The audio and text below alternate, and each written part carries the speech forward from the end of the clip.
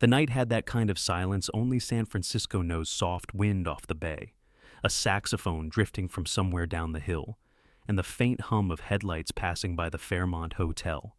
Inside. Laughter shimmered against the crystal glasses, but to Clara Bennett, it all sounded far away. She stood near the ballroom doors, her name on a list she didn't belong to, her smile practiced like armor. All her life, Clara had been the quiet one, the girl who blended in, who was always useful, but never wanted. The kind people forgot to thank, or remember. Tonight was no different. The silk gowns, the flashing cameras, the $1 million deals, none of it felt real. Yet somewhere across that golden room, someone was watching, not with hunger, not with pity, but with something else: curiosity, recognition. Ethan Crawford, a man who owned everything, found himself unable to look away from the one woman who seemed untouched by the noise. And just like that, the story began not with grand gestures, but with a glance that lingered too long, a silence that spoke louder than words.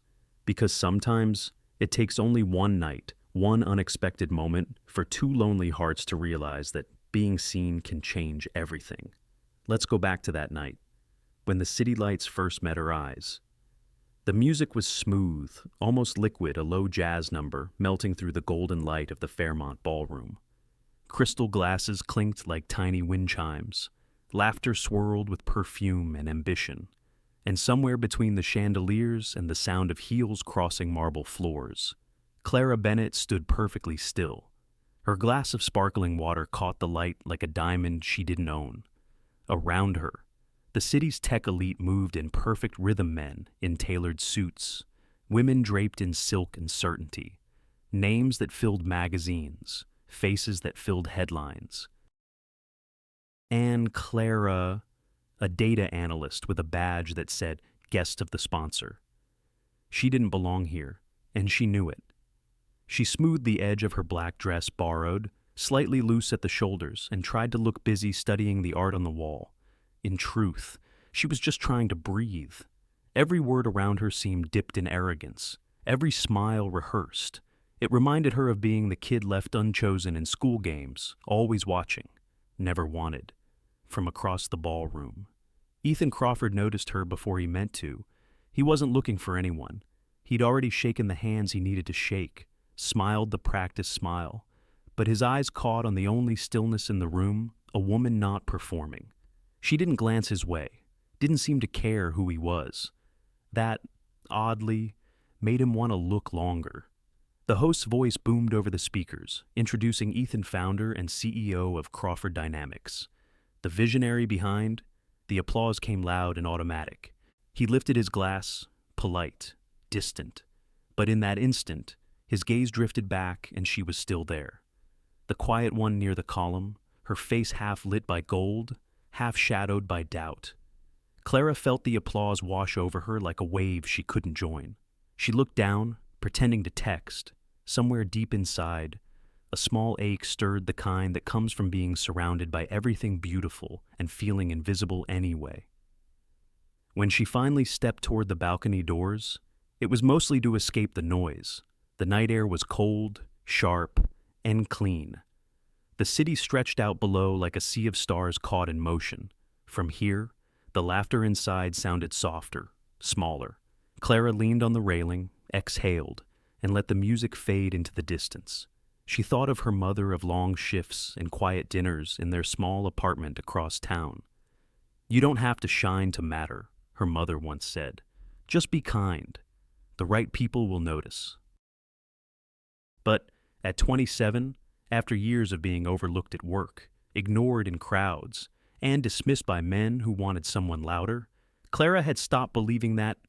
Inside, the band changed tempo. Ethan slipped away from another group of executives who were discussing market predictions and bragging rights. He walked toward the glass doors, drawn by the sight of that same still figure outside. The sound of his shoes on marble was faint, but Clara heard it. She turned slightly, startled, then relaxed when she realized that he wasn't a stranger from the crowd. She'd seen his face on magazine covers, in interviews. The Ethan Crawford. She hesitated, half expecting him to make small talk or compliment her dress, but he didn't.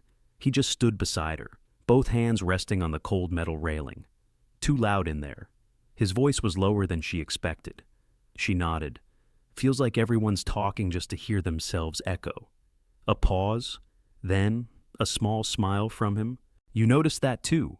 For a while, neither spoke. The wind carried faint notes of trumpet and laughter. Somewhere below, a cable car bell chimed. Clara stared out at the skyline, the bridge in the distance glowing faintly red, fog drifting like breath. Ethan tilted his head toward the city. You work in data, right? Crawford Dynamics is one of the sponsors. She turned to look at him, surprised. How do you know that I read the guest list? Occupational hazard, he said lightly. I like to know who's in the room. Clara smiled, though it didn't quite reach her eyes. Then you already know I'm not one of the people who matter. Ethan frowned, studying her face. You're here, aren't you? That means someone thought you did. She laughed softly, the sound more fragile than cheerful. Or they just needed to fill a table. A quiet moment. The city hummed below them, cars threading through fog like veins of light. Ethan looked at her profile, calm, almost serene. He'd spent years surrounded by brilliance, power, ego. Yet something in this woman's silence unsettled him. There was no pretending in it, no effort to impress, just presence. Clara felt his gaze and straightened. You don't have to make conversation. I'm fine, really. I know, he said. That's what makes it hard to walk away. She blinked, unsure if he was teasing or telling the truth. His tone was gentle, without the practiced charm she'd heard all evening. For a second, she didn't feel like the girl who didn't belong, just a woman standing under the same night sky as someone who finally saw her. The door opened behind them. A group of guests spilled out, laughing too loudly, their champagne glasses catching the light. One of them, a woman in a silver gown, spotted Ethan. Ethan? Darling, we've been looking for you. He gave a polite nod, the smile slipping back on like armor. I'll join you soon. When they left, Clara glanced down, embarrassed. You should probably go. They're waiting. Let them wait, he said quietly. Then, softer. You remind me of someone I used to be. She looked up, puzzled. And who was that? He smiled faintly. Someone who didn't need to be seen to feel real. For a moment, time felt still. The noise inside blurred into a dull hum. The city lights shimmered like scattered promises. When Clara finally spoke, her voice was barely above a whisper. The sky doesn't need applause to shine. Ethan turned, studying her like he might never get another chance. The wind tugged gently at her hair, and for the first time in years, she didn't feel invisible. Then someone called his name from inside another meeting, another handshake waiting. He hesitated, eyes lingering on hers, then said softly, Maybe I'll see you again. She smiled, not trusting her voice. When the door closed behind him, she stayed there, hands cold against the railing, heart strangely awake. Below, the bay shimmered with lights, and somewhere in that quiet space between sound and silence, Clara Bennett felt something shift. She didn't know it yet, but tonight, the night she thought she didn't belong, was the night someone had finally found her, and nothing, not even the noise of the city, would ever sound quite the same again.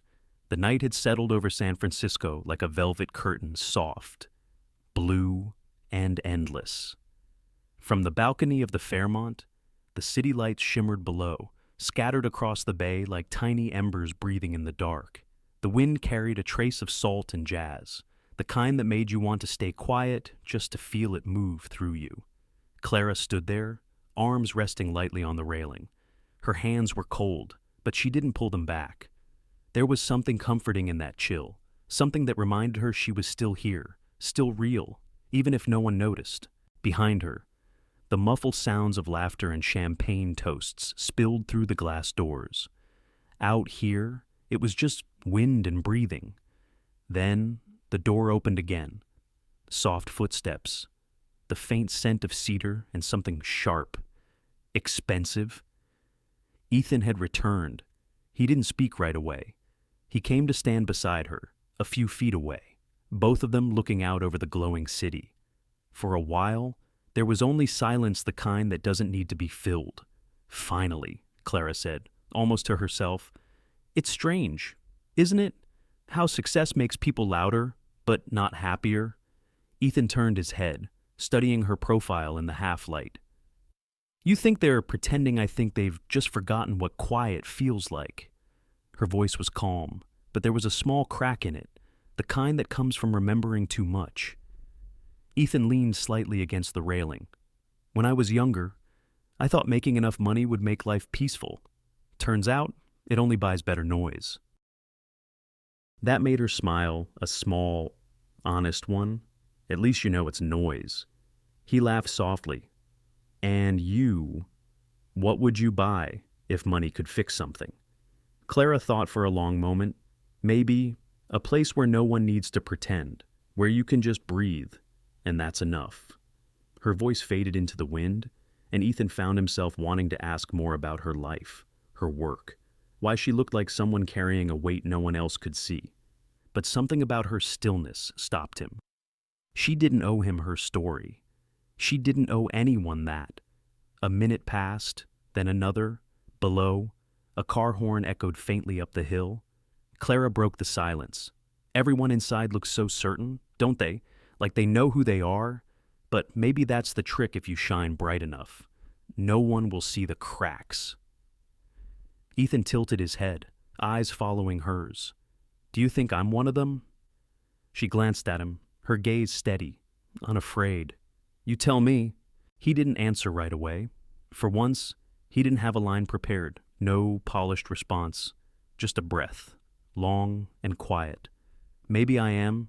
Maybe I built an empire just so no one would notice how small I feel sometimes." Clara looked at him, and for a heartbeat, something shifted. The distance between billionaire and ordinary woman, it felt smaller, thinner, almost gone. Wind brushed a strand of hair across her cheek. Ethan reached out on instinct, then stopped halfway, his hand hanging in the air before he pulled it back. She turned away from the city, back toward the ballroom, through the glass. She could see the dancers spinning under chandeliers, their faces glowing with champagne and certainty. The music had changed a slow, sultry rhythm now, the saxophone smooth like honey. She said quietly, "Maybe peace isn't in the things we own, but in the moments no one's watching." He nodded, following her gaze. "That would explain why this feels different." "Different how? Like time's taking a break." Clara laughed softly, surprised at how easily it came. "You make it sound almost magical." Ethan looked at her, really looked. Maybe it is. For a while. Neither of them moved. The city stretched below, glowing and infinite. The music faded into something slower, softer. The wind lifted the edge of Clara's dress, and Ethan's gaze followed it, not with desire, but with a quiet recognition, like he was seeing a truth he hadn't known he was missing. Then she spoke again, almost whispering. "At least the sky doesn't need anyone's applause to shine." He smiled, the kind of smile that felt real, unguarded. "That's a good line." "It's not a line," she said. "It's just true." Ethan looked up at the sky, then back at her. "Maybe that's what I've been missing, something true." The words hung between them, suspended like the fog drifting off the bay. Clara didn't answer. She didn't need to. Sometimes silence carried more honesty than any confession. A few more guests stepped onto the balcony, breaking the stillness. Their laughter was sharp, their perfume too sweet. Clara took a small step back, instinctively withdrawing into the shadows. Ethan noticed, his jaw tightening slightly. When the guests finally left, he turned to her. "You don't like crowds, do you?" "I like people," she said softly. "Just not the masks they wear." Ethan nodded slowly. "Then maybe we have that in common." The night deepened. A thin layer of fog began to roll in from the bay. curling around the balcony rails like breath. Inside, the music swelled again, another toast rising above the chatter. Clara wrapped her arms around herself. Ethan shrugged off his jacket and placed it gently over her shoulders. She looked up, startled. "You didn't have to," she murmured. "I know," he said simply, but it felt right. The warmth of the fabric, the scent of cedar, it caught her off guard, like a kindness she didn't expect. She wanted to hand it back, to keep the distance safe, but her hands stayed still. Ethan turned toward the skyline. "You ever wonder what people see when they look down at this city?" "Probably lights," she said, "not the people behind them." "No," Clara whispered. "People don't look that closely anymore." The wind softened. The last note of the jazz song faded, replaced by applause from inside. For a brief moment, it felt like the world had exhaled. Ethan glanced at her once more. "I don't know why, but I feel like I've known you longer than an hour." Clara met his eyes. "Maybe loneliness makes strangers familiar." He smiled, faint but certain. "Then maybe that's how it starts with two lonely people, finally finding the same silence." Neither of them moved after that. The city lights flickered below, the night breathing slow and steady around them. Somewhere far off, the foghorn called out across the bay low, distant, comforting, and in that sound, something unspoken lingered, a promise, fragile but alive. Tomorrow, everything would look the same, but for tonight, under the honest sky, both of them knew something had quietly changed. The city had quieted by the time they left the hotel. Midnight hung over San Francisco like a silk veil, thin and shimmering, the fog curling low over the bay. Clara walked beside Ethan without speaking. The sound of her heels against the pavement echoed softly, in rhythm with his slower, steadier steps. Neither of them had planned to leave together. It just happened, like the night had made the decision for them. The streets near Nob Hill were almost empty. A light drizzle had begun, misting their hair, turning the sidewalks silver. Ethan loosened his tie, slipped his hands into his coat pockets. Clara held her clutch close, eyes on the wet glow of the street lamps. For a long stretch, neither said a word. It wasn't uncomfortable, though. It felt quiet in a way the ballroom never could be. When they reached the edge of Golden Gate Park, the air smelled of pine and ocean salt. The paths were dimly lit, the leaves dripping with moisture. Somewhere in the distance, an owl called out. Clara stopped under a tall oak, brushing a raindrop from her cheek. "You sure you want to walk here at this hour?" she asked gently. Ethan smiled faintly. "I spend most of my nights staring at numbers on a screen. This feels like therapy." She laughed under her breath. "Therapy's cheaper than running a company, you know?" He looked over at her, the corner of his mouth lifting. "Depends on the kind of healing you're after." The wind rustled through the trees. They started walking again, slower this time, the gravel crunching softly beneath their feet. Clara spoke first. "When I was little, my dad used to take me to a park like this. Not as big, but it had the same smell after rain." She paused, her voice lowering. "He passed away when I was 9. Mom worked double shifts after that. I learned early that quiet doesn't always mean peace. Sometimes it's just absence." Ethan listened, head bowed slightly. His usual calm, polished demeanor softened. "I'm sorry," he said. And it didn't sound like politeness. It sounded like memory. She shrugged gently. "Life goes on. You learn to carry it." The path curved, leading them toward a small pond where the water reflected the scattered city lights. Ethan stopped, staring at his own reflection rippling in the dark surface. "You know, I built everything I have to avoid that kind of silence. My father wasn't really there either. Not dead, just gone in every way that mattered. I thought if I filled my life with success, I'd drown out the emptiness." Clara turned to him. "Did it work?" He smiled faintly. "For a while, until nights like this remind me it didn't." They stood there for a moment, two silhouettes against the soft blur of the city. The fog drifted closer, wrapping around them like a secret. Clara picked up a small stone and tossed it into the pond. The ripples spread, distorting the light. Funny, isn't it, how people like us end up talking about loneliness instead of dreams? Maybe loneliness is what keeps the dreams honest, Ethan said quietly. That made her look up, surprised by the sincerity in his tone. He wasn't saying it to impress her. He was saying it because he believed it. The drizzle thickened. Ethan offered his arm, half uncertain. Clara hesitated before taking it just long enough for him to notice. Her fingers were cold against his sleeve. They walked like that for a while, their shadows blending into one, somewhere nearby. A street musician's saxophone floated through the mist, a slow, haunting tune from some hidden corner. It felt like the world had shrunk to just the sound of rain and breath and the faint rhythm of shoes on wet ground. Clara broke the silence softly. "Do you ever get tired of people expecting you to be perfect all the time?" Ethan said. "Perfection's just a brand, but it sells well. And underneath, he said, is just a man who works too much and sleeps too little." Clara smiled, eyes tracing the faint outline of the bridge through the fog. "I think I'd like that man better than the CEO." He looked at her, then really looked. "I think I would too." There was something almost fragile in the space between them. Not romance yet, not even promise. Just recognition, like two notes of the same melody finally meeting. They reached a bench overlooking the water. Clara sat first, brushing a few drops from the wooden seat. Ethan followed, shoulders slightly hunched, his hands clasped between his knees. The mist glowed around them, silver and soft. "You know what's strange?" she said after a while.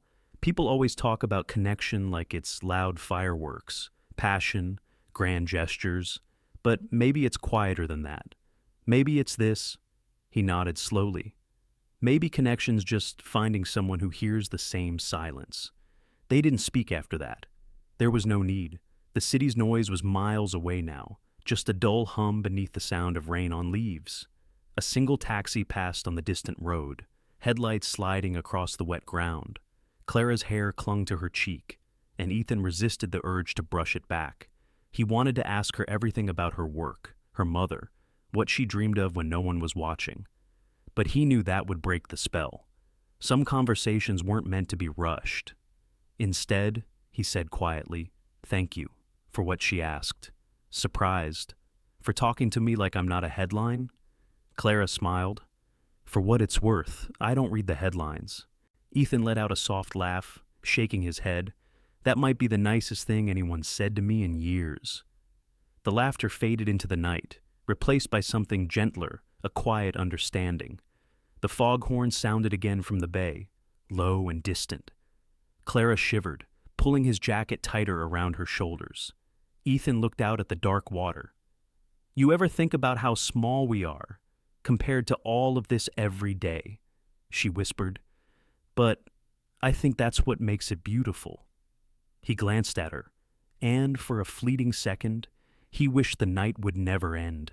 They sat until the drizzle turned to true rain, the drops ticking softly on the bench, on their shoulders, on the path at their feet. Ethan finally stood, offering his hand. "Come on, let's get you somewhere warm." Clara looked up at him, eyes reflecting the pale streetlight.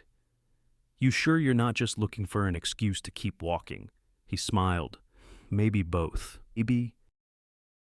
As they walked back toward the car, the city began to stir again, the faraway hum of traffic, the faint glow of headlights over the hill. The night had grown thinner, stretched between what was and what could be. Neither of them said it out loud, but they both felt it, something shifting quietly under the surface, like the first tremor of change. And when they reached the curb, Ethan paused before unlocking the car. The rain had eased, leaving the air cool and still. He turned to her, voice barely above a whisper. "I don't know why, but tonight, it feels like the noise finally stopped." Clara met his gaze, her words as soft as the rain. "Then maybe you were just waiting for someone who could hear the quiet with you." He didn't answer. He didn't have to. The city lights blinked in the distance, and the night exhaled long, slow, and full of something that neither of them could name yet. Morning crept into the city quietly, the way soft music enters a room before anyone notices. The fog had thinned, leaving the streets silver and clean. Clara woke to the muted hum of traffic below her apartment window, buses sighing at the stoplight, a gull calling somewhere above the rooftops.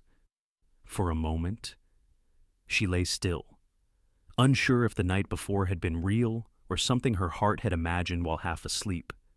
Then she saw the jacket draped over her chair, his jacket and the faint trace of cedar that still lingered on it. It was real. She sat up slowly, fingers brushing the smooth fabric.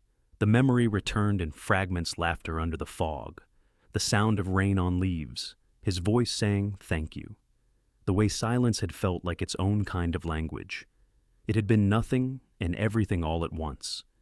She told herself not to overthink it. People meet, they connect, they drift. Life moves on. Still, a small, unfamiliar warmth tugged at her chest, quiet but steady. Her phone buzzed on the nightstand, a text from the delivery service. "You have a package at the front desk." Clara frowned. She wasn't expecting anything. She threw on a sweater and went downstairs, her hair still damp from the shower. The lobby smelled faintly of roasted coffee from the cafe next door. The receptionist smiled and handed her a tall, elegant box wrapped in cream paper. "Someone has good taste," she teased. Clara carried it back upstairs, her pulse strangely uneven. She set the box on the kitchen counter and untied the ribbon carefully, as if haste might break the spell.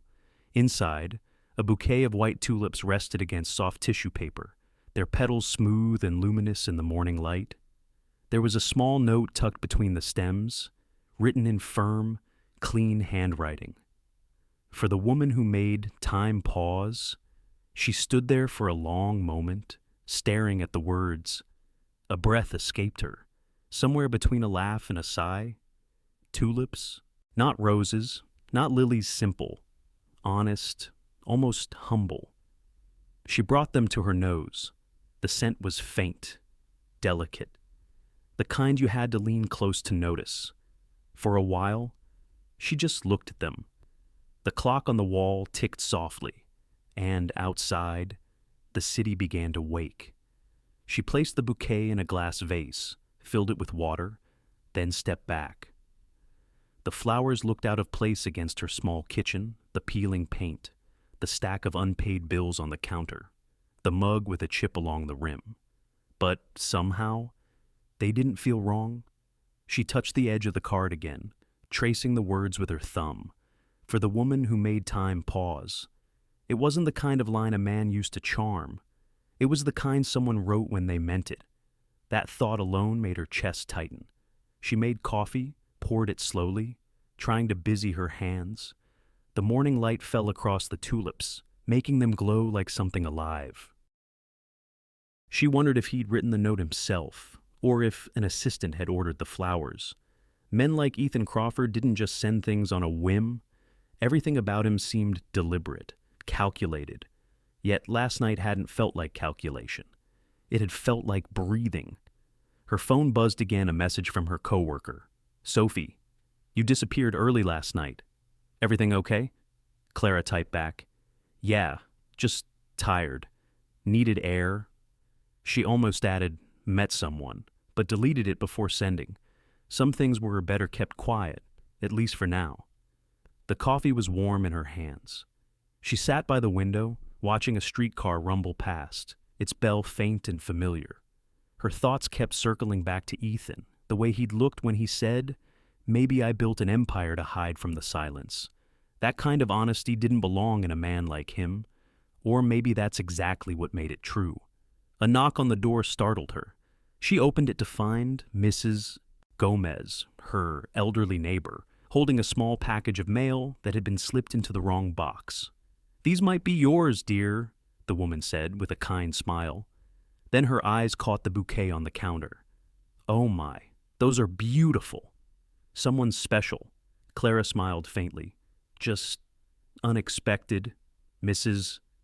Gomez chuckled softly. "The best kind, honey." After she left, Clara leaned against the door for a moment. Unexpected. That was one word for it. She wasn't used to gestures like this, the quiet kind that didn't ask for attention. Part of her wanted to call him, to say thank you. Another part warned her to leave it untouched, to let the moment stay perfect. Because once you reach for something too soon, it often slipped away. She decided not to text. Instead, she opened her laptop and tried to work. Numbers, graphs, lines of code familiar, solid things. But her mind kept drifting. The image of his face in the mist, the low sound of his voice, the way he'd looked at her like she wasn't invisible. Around noon, the sun broke through the fog, pouring light across her desk. The tulips glowed brighter now, their petals open wide. She took a deep breath, then whispered to herself, "It's just flowers. Clara, don't read into it." But even as she said it, she knew she was lying a little. Because something inside her had shifted subtly, quietly, like the tide changing under the surface. That evening, when she came home again, the tulips were still there, fresh and soft. She reached out and touched one of the petals, its coolness brushing her fingertips. For the first time in a long while, she felt seen. And though she tried to dismiss it, a thought kept returning. Maybe, just maybe, last night wasn't an ending. Maybe it was the beginning of something she didn't yet have a name for. Outside, the city lights blinked awake one by one. Down the block, someone played a slow tune on a piano, the notes spilling faintly into the street. Clara turned off the lamp, letting the music fill the room. The tulips glowed softly in the half-light. She sat there, listening, her hand resting lightly on the edge of the vase. And for the first time in years, she didn't feel the urge to hide her heart, not completely, just enough to let it breathe. The smell of fresh bread and roasted garlic floated through the small French cafe on Columbus Avenue. The place was tucked between an old record shop and a bookstore that smelled of paper and time. It was quiet enough to hear the hum of conversation, the clink of silverware, the occasional hiss of the espresso machine. A soft jazz tune played from a speaker somewhere above a slow trumpet tracing the rhythm of the afternoon. Clara arrived right on time. She had almost turned down the invitation twice before saying yes. Lunch to discuss the renewable energy project. His message had said, businesslike, clear, safe, yet she'd spent far too long deciding what to wear. Not fancy, but not forgettable either. She settled on a simple navy dress and a gray coat that still smelled faintly of rain. Ethan was already there when she entered, sitting by the window where the light fell in soft patches over the white tablecloth. He stood when he saw her, not the polite reflex of a businessman, but something gentler, quieter. "Clara," he said, and her name sounded different coming from him, like it had been waiting in his mouth for days. She smiled, trying to stay composed. "Mr. Crawford," she teased lightly, taking her seat. "I didn't realize CEOs had time for lunch." He poured her a glass of water before answering. "They don't. But today, I made time." A small pause. The air between them carried a current that neither could quite ignore. He opened a folder on the table charts, graphs, clean lines of data. "Our company's been exploring partnerships on sustainable infrastructure," he began, his tone measured. "Your analytics firm has the kind of precision my team's missing. I wanted to discuss your model." She nodded, slipping easily into professional mode. "It's mostly predictive optimization for variable energy loads," she explained. "The key is transparency data that isn't bent to fit corporate expectations." Ethan smiled faintly. "I like the sound of that. Honesty in numbers. Numbers don't lie," she said. "People do." For a heartbeat, silence stretched between them, not awkward, just heavy with something unspoken. The waiter arrived with menus, saving them both from having to fill it. They ordered without much thought a salmon salad for her, a plate of duck confit for him, and 2 cups of black coffee. When the waiter left, Clara folded her hands on the table, her tone softening. "You didn't have to invite me in person. An email would have worked." "I know," he said. "But I wanted to see you again." It was said simply, like a fact, not a confession, not a flirtation. Still, it landed somewhere deep inside her chest. She looked out the window for a moment, pretending to notice the street. "You're very direct. I've learned time doesn't wait for subtlety," he said. "And after last week, well, some moments are worth chasing." Clara's lips curved, but she didn't answer. She felt his gaze linger, patient but certain, the way light fills a room without asking permission. When their food arrived, the conversation drifted back to work projections, funding, and environmental ethics. But underneath every technical detail, there was a different rhythm. Their sentences overlapped, laughter slipped between statistics. Every time their hands reached for the same chart, the air tightened just a little. Ethan leaned back finally, studying her with quiet curiosity. "You don't talk like other consultants," he said. Meaning you care about the work more than the reward." Clara lifted her coffee, inhaling the steam. "Maybe because the reward never lasts. But when something good is built, something that matters, it outlives you." He smiled, his eyes steady on hers. "That's rare." She met his gaze, her voice calm but certain. "So is honesty." The world outside the window carried on, people walking dogs, a bus rolling past, the city moving in its ordinary rhythm. But inside the little cafe, time slowed again. It was the same pause she'd felt that night on the balcony, the kind that holds its breath, afraid to break the spell. Ethan set his fork down, his tone lowering. "Can I tell you something strange go on? I've spent years negotiating billion-dollar deals," he said. "But sitting here, trying to find the right words with you, it's the first time I've felt like I have something to lose." Her fingers froze around the cup. For a long moment, neither of them spoke. Then Clara said quietly, "You don't have to impress me." "Ethan, I'm not trying to," he replied. "I just want to be understood." Something in his voice unguarded, tired, made her heart ache a little. But she held his gaze, steady as always. "Then, don't talk to me like I'm another meeting," she said softly. "Talk to me like a person." He smiled, slow and genuine. "Deal." They both laughed, and the tension cracked just enough to let the air in again. When the plates were cleared and only coffee remained, Ethan hesitated before speaking again.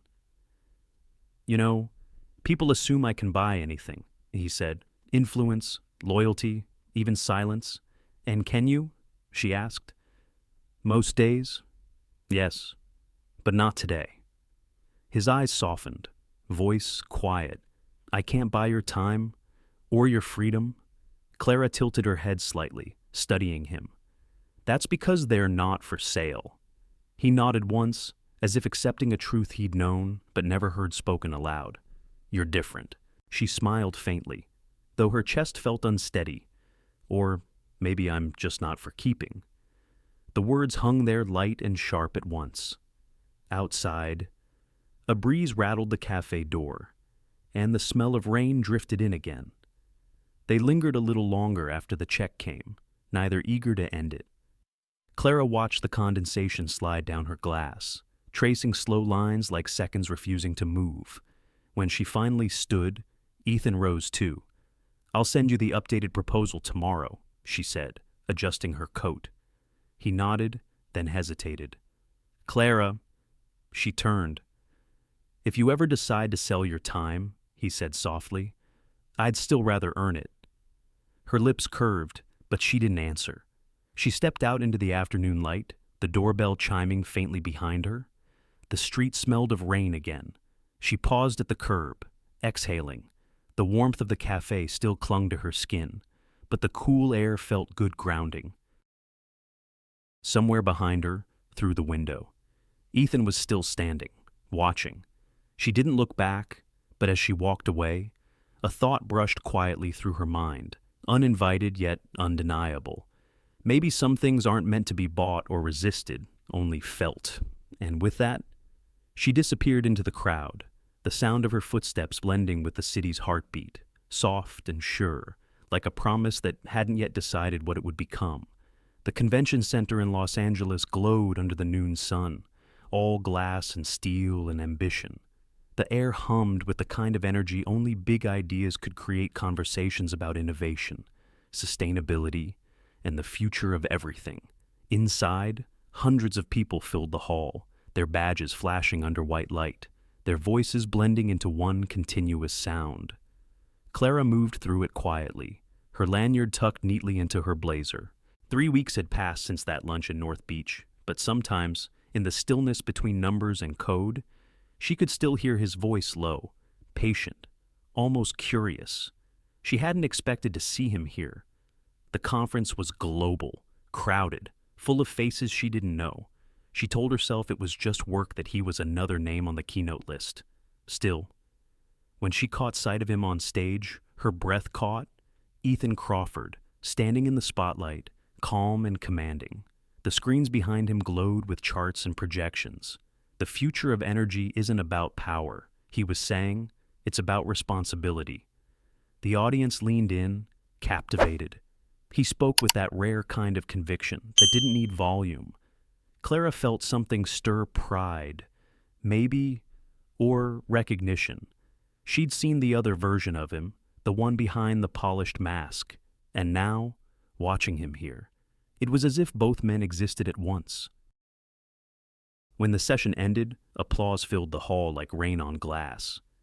Ethan stepped down, shaking hands, smiling the kind of smile reserved for investors and press.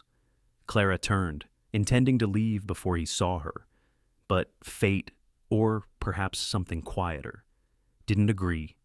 Clara, his voice found her before she could slip away. She turned, slowly.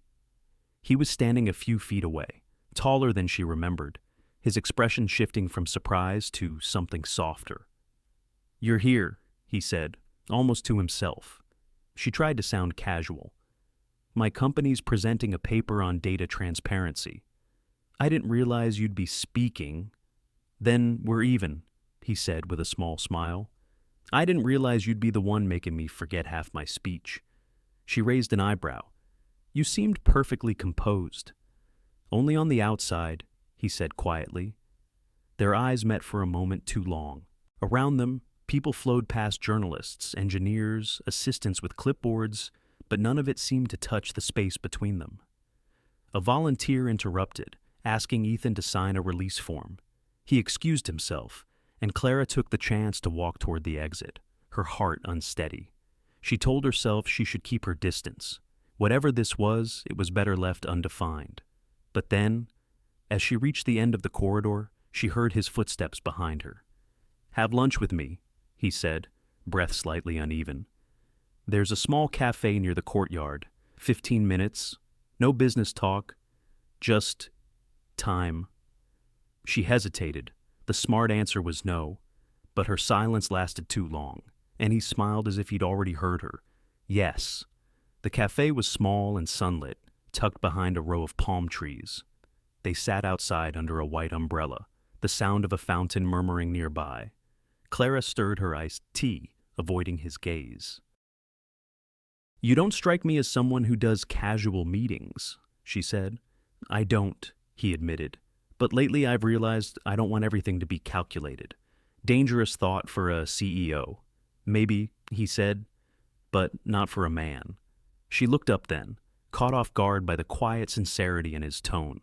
For a long while, neither of them spoke. The silence wasn't heavy this time, just steady, like breathing in rhythm. He finally broke it. "I've thought about you," he said. The words came simply, with no hesitation. Clara's fingers stilled on her glass. "Ethan, 3 weeks," he continued, eyes steady. "That's how long it's been, and I've thought about you every single day." She exhaled. Slow, measured. "You shouldn't say that." "Why not?" "Because it complicates things." He leaned forward slightly. Maybe things need to be complicated, for once. She met his gaze, her voice calm but firm. "You don't know me. You know a few conversations, a few quiet moments. That's not knowing." "Then let me," he said softly. "Let me know." Clara looked away, her pulse uneven. She wanted to laugh, to deflect, to put the walls back up, but something in his tone, that mix of confidence and humility, made her pause. "Ethan," she said finally, "you live in a world where everything has a price, where time is currency, where people bend to your schedule, but I don't work that way." "I know," he said. "That's what I like about you." She smiled faintly, shaking her head. "You think this is about liking?" He didn't answer right away. The sound of the fountain filled the pause. Then he said, "No. I think it's about truth. And maybe I've been surrounded by lies for too long." Her chest tightened. She wanted to believe him. Part of her already did. But belief came with risk, and she'd learned long ago not to mistake attention for care. So she said the only thing she could, her voice soft but steady. "Then think a little less. Ethan, it'll save you trouble." He laughed quietly, the sound low and genuine. "You're probably right. I usually am," she said, but her smile betrayed warmth. They sat there until the shadows shifted, until the sound of the conference returned in waves of chatter. When they finally stood, neither reached for the other. Yet, when their eyes met again, something unspoken passed between them, something that felt like recognition, or perhaps surrender. He walked her back to the entrance, keeping just enough distance for it to remain professional. Before she stepped inside, he said, "Clara, one more thing." She turned. "I don't chase things I can buy," he said quietly. "Only the ones that make me feel human." For a moment, the world seemed to still, the hum of traffic, the sound of voices. Even the sunlight felt softer. Clara looked at him, her voice barely above a whisper. "Then maybe that's what scares me." He tilted his head, waiting. "Because I don't know what I'd do if I believed you." The air between them trembled, a breath, a heartbeat, a truth that neither could hold. Then she turned, walking back into the crowd, the name badge swinging lightly against her chest. Ethan stood there for a moment, watching her disappear into the sea of people, the sunlight catching the edge of her hair. He wanted to call out, but he didn't. Some things, he thought, are better followed in silence, and as the doors closed behind her, he knew it wasn't over, not even close. The hall was empty now, the lights dimmed to a soft amber glow.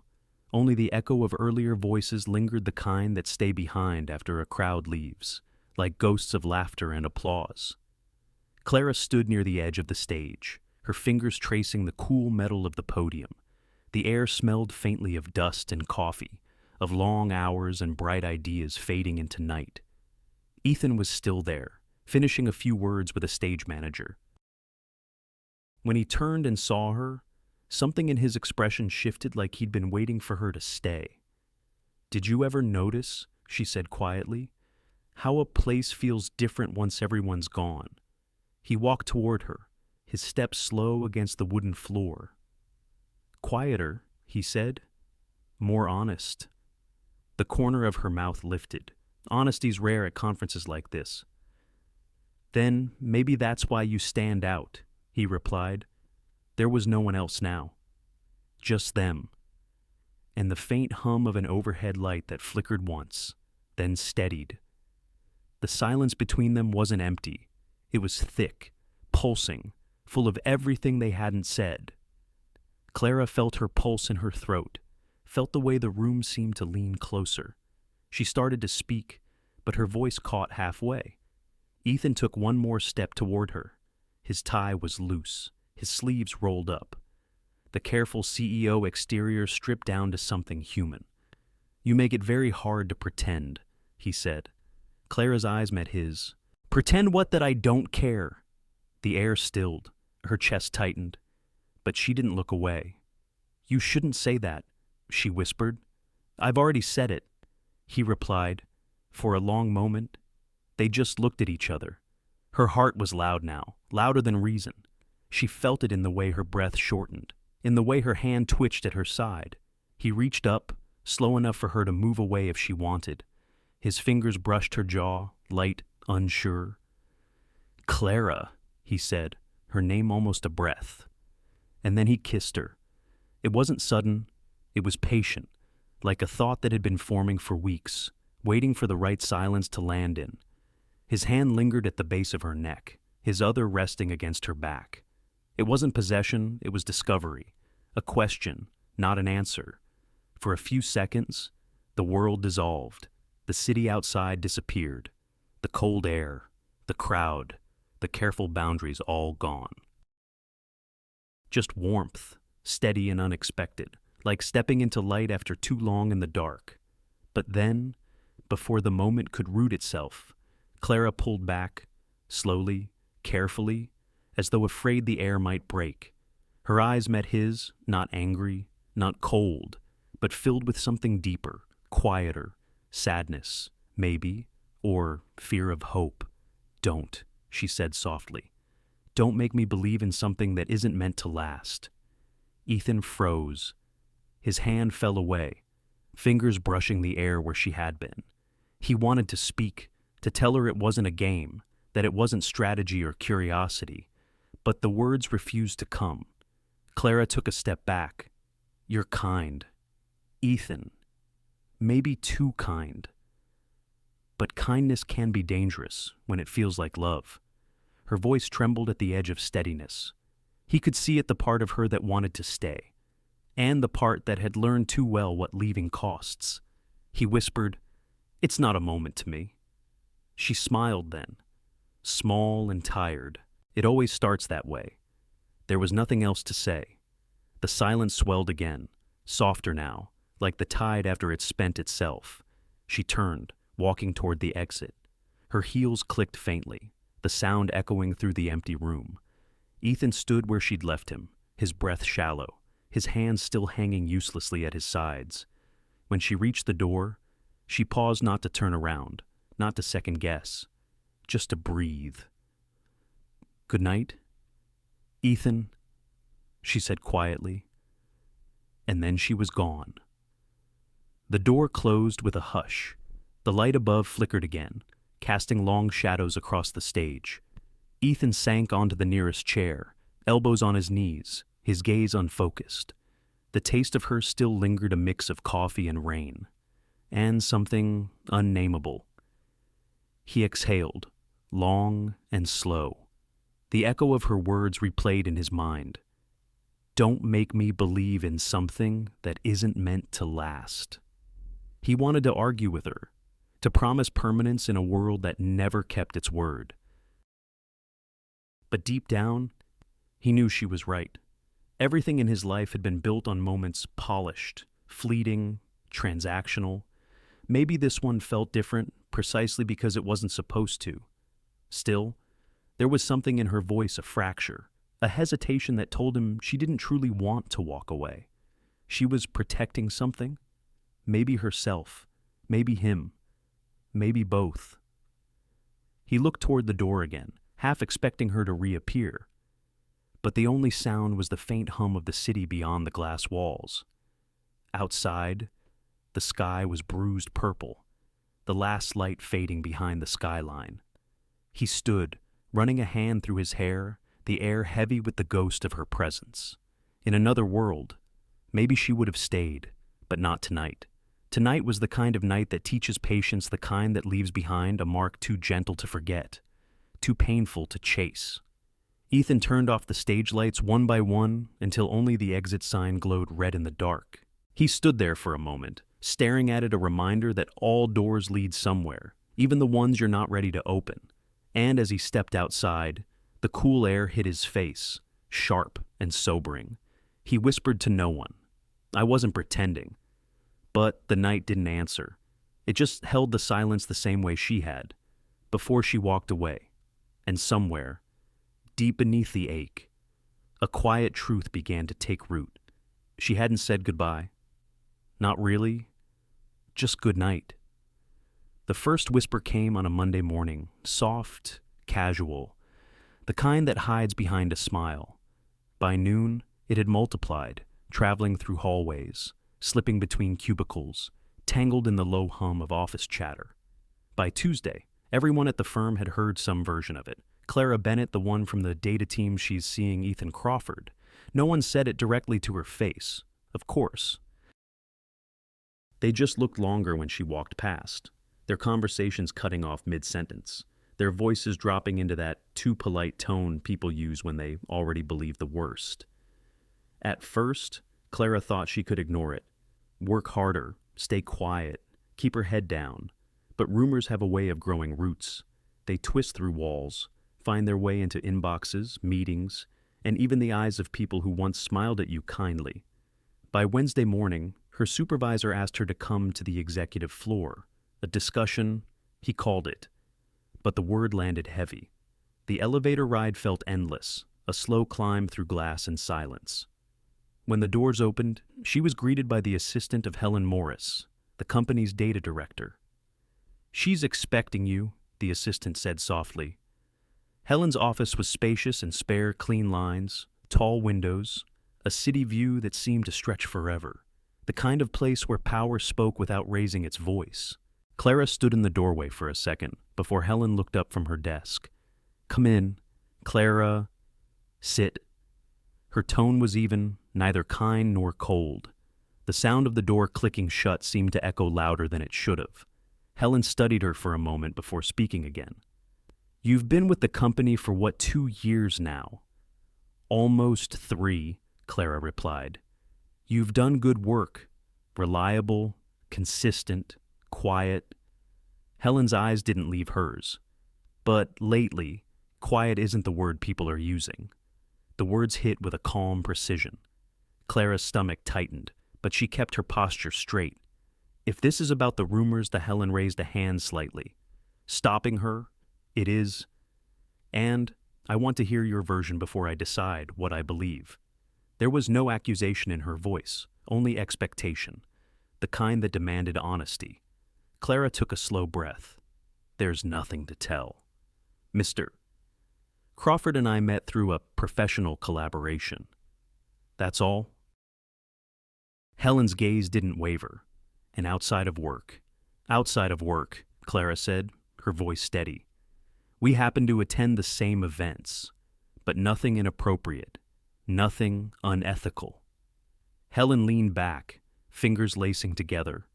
The silence stretched between them, not hostile, just heavy. Finally, she spoke. "Do you know what happens when a woman's name is attached to a powerful man's story?" Clara said nothing. "She didn't need to." Helen continued, her tone softening slightly. "They stop seeing her work. They stop hearing her voice. Everything she does becomes a reflection of him." The truth of it landed deep. Clara looked down for a moment, then back up. "So, what should I do?" she asked quietly. Helen's expression changed, a faint trace of something almost maternal beneath the steel. "You keep doing what you do best. Let your work speak. Let time separate the noise from the truth." She paused, then added, "But understand this, people will want to see you stumble. They always do, especially when you refuse to bow." The words settled in the air like an oath. Clara nodded slowly. "Then I won't." Helen allowed herself the smallest smile. "Good. Because the higher you climb, the stronger the wind gets. And I'd hate to see someone like you forget to brace for it." The meeting ended without any formal warning. No reprimand, no paperwork, just that quiet counsel and the faint sound of Helen's pen tapping against the desk as Clara stood to leave. Outside, the city looked sharper somehow. The air was crisp, the morning sun harsh against the glass towers. She walked back to her office floor, feeling every step like a test of composure. When she entered, conversations dimmed. She caught the flicker of screens being minimized, the polite glances that pretended curiosity wasn't curiosity at all. Her desk felt smaller than usual. The white tulips, now dried at the edges, sat in their vase, still standing, but brittle. She almost threw them away, but instead, she reached out and adjusted one stem, a quiet act of defiance. Work helped. Numbers, data, clean order, things that didn't whisper or judge. But even as she lost herself in charts and reports, she felt it the eyes, the murmurs, the invisible weight of being misunderstood. That afternoon, her phone buzzed a message from Ethan. "Are you all right?" She stared at the screen for a long while before typing back, "Everything's fine." Then she deleted it. She didn't want to need rescuing. Not from him. Not from anyone. By evening, most of the office had emptied. She stayed, finishing a report under the dim light of her desk lamp. The city outside blurred into streaks of orange and silver. When she finally shut down her computer, the silence felt earned. As she walked past Helen's office again, she saw the older woman through the glass, standing by the window with a cup of tea. Helen glanced over, caught her eye, and gave a small, deliberate nod. A silent message. "Hold your ground." Clara stepped into the elevator, her reflection framed in the mirrored walls, tired, yes, but unbroken. She thought about Helen's words. "They will want to see you fall. So climb." And for the first time since the rumors began, she smiled faintly, but with purpose. Outside, the wind picked up, scattering papers from a nearby bench. She tightened her coat and began to walk toward the train station. Her heels clicked against the pavement, steady and sure. Somewhere in the distance, the city pulsed alive, indifferent, watching. But she didn't look back.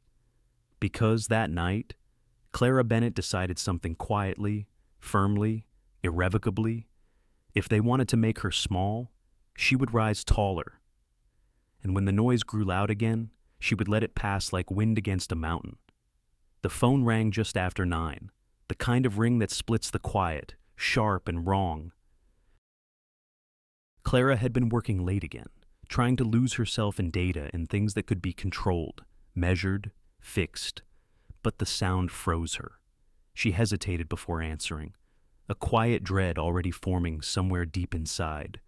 The voice on the other end was calm, professional, but the words were heavy. "Your mother. There's been a stroke. She's at Portland General. You should come as soon as you can." For a moment, Clara didn't move. She just stared at the blank screen after the call ended, her hand trembling slightly. Portland was more than 6 hours away by car. Flights were limited at this hour.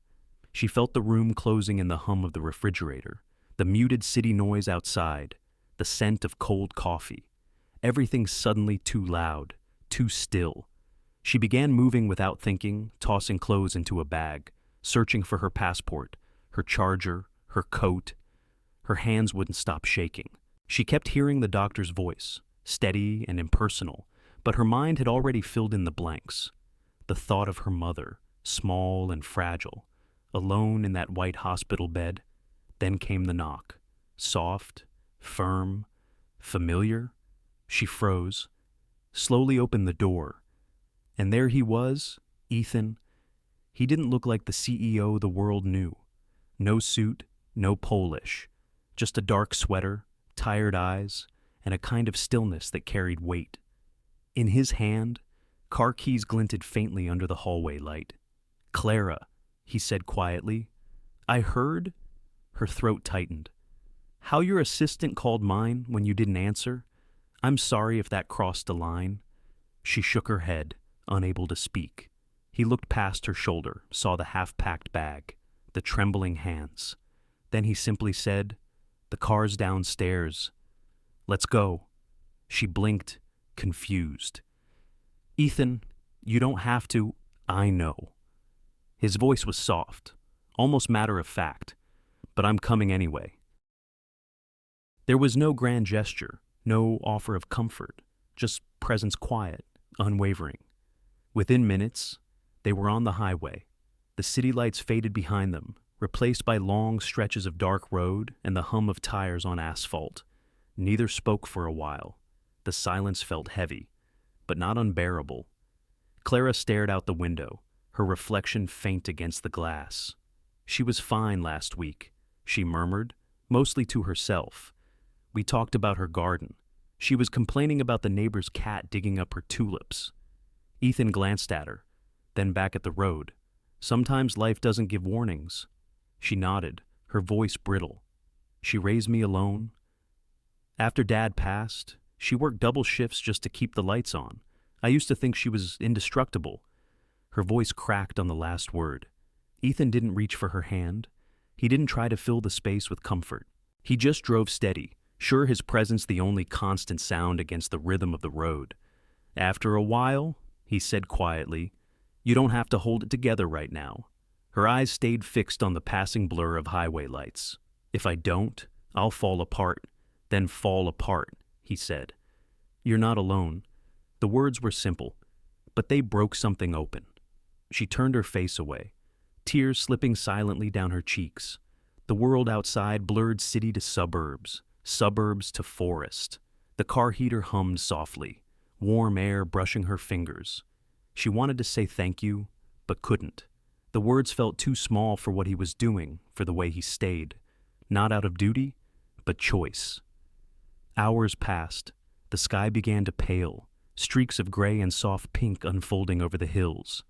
Portland came into view, quiet under early light. Clara's exhaustion had set in her eyes red, her body running on autopilot. When the hospital lights appeared, she exhaled shakily.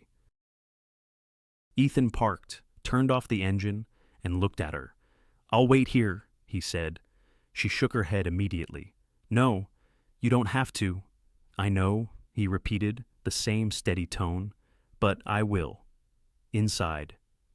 The hospital smelled of antiseptic and coffee. The hallways echoed faintly with footsteps and distant voices.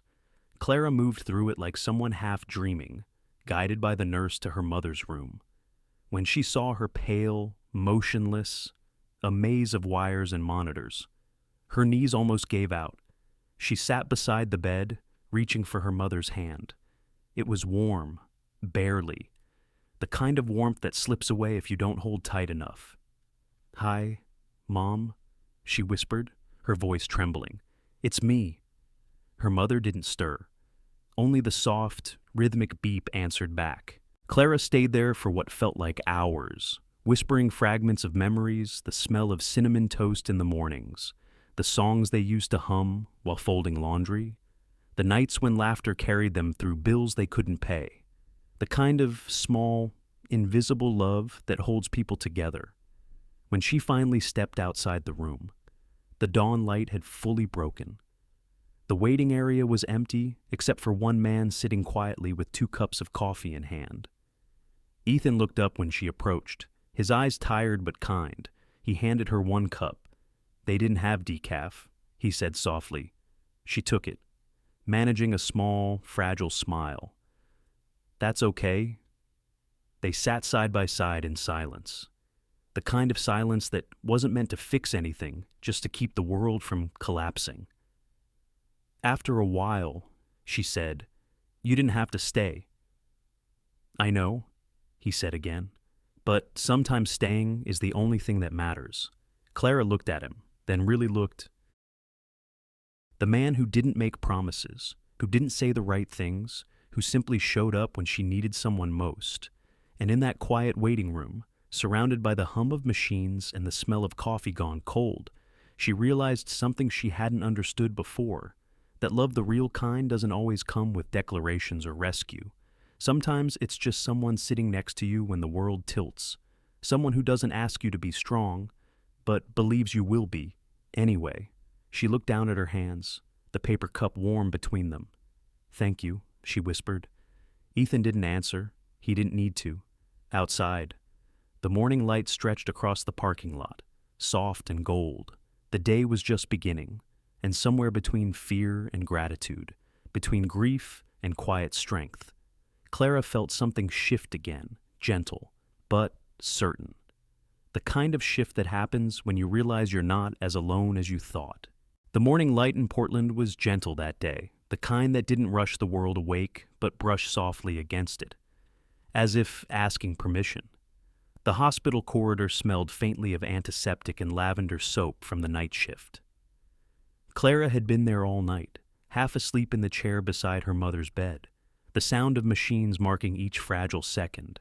She woke to the soft clink of porcelain, a sound that didn't belong in hospitals. When she opened her eyes, Ethan was there. In the small kitchenette down the hall, sleeves rolled up, hair a little disheveled, he was boiling water and arranging tea bags in paper cups as if it were the most natural thing in the world. There was a small box of pastries beside him, the kind her mother used to love. For a moment, Clara just watched him. He moved with quiet purpose, no rush, no noise. Not like a man trying to make an impression, but someone who simply showed up. She stepped closer, her voice still heavy with sleep. "You didn't have to stay." He looked up, his smile faint but warm. "I know, but I didn't feel right leaving." Clara glanced at the tray, 2 cups of tea, toast, a few strawberries neatly arranged. "You know she can't eat much yet?" I asked the nurse. She said, "A little bit's fine, just something warm."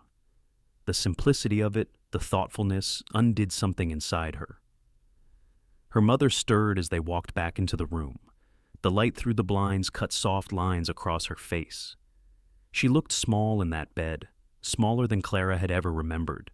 But when her eyes opened and saw Ethan standing beside her daughter, something in them brightened. "Morning," her mother whispered. "Morning, Mrs. Bennett," Ethan said gently. "I brought you some tea, mint and chamomile. The nurse said it might help." The older woman smiled faintly. "A man who makes tea. Now that's rare." He chuckled.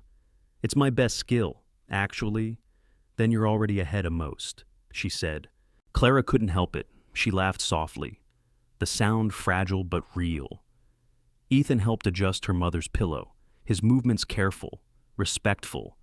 He didn't hover, didn't try to take over. He just did what needed to be done.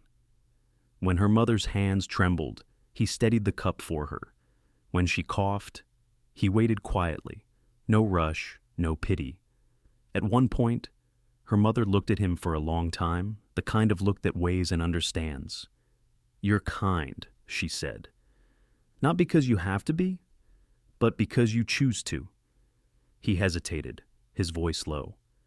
"Maybe it's because kindness found me first." She smiled, tired but sincere. "Then hold on to it. The world doesn't always reward it. But it's the one thing worth keeping." Her words lingered in the air, soft but certain. When she drifted back to sleep, the room grew quiet again. Only the slow rhythm of her breathing filled the space. Clara stood by the window, looking out at the pale morning sky.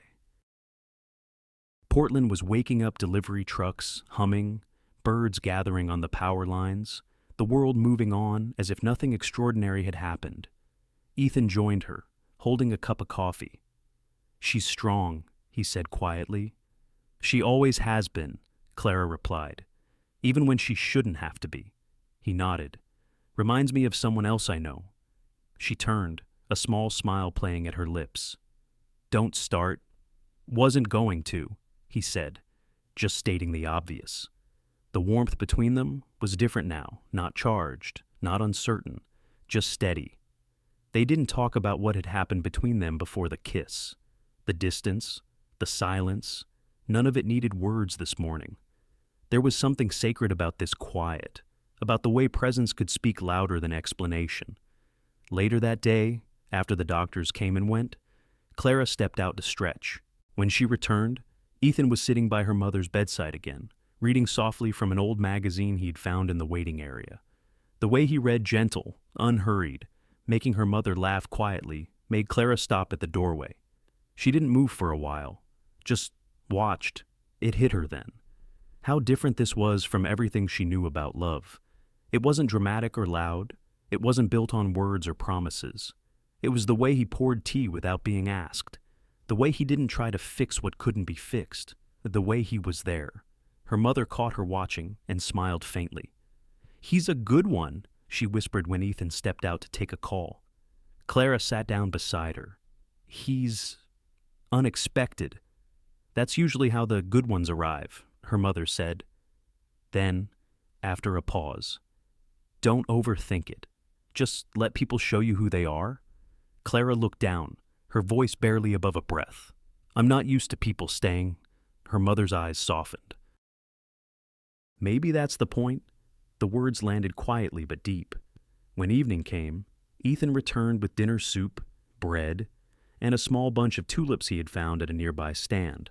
White ones, her mother's favorite. She laughed softly when she saw them.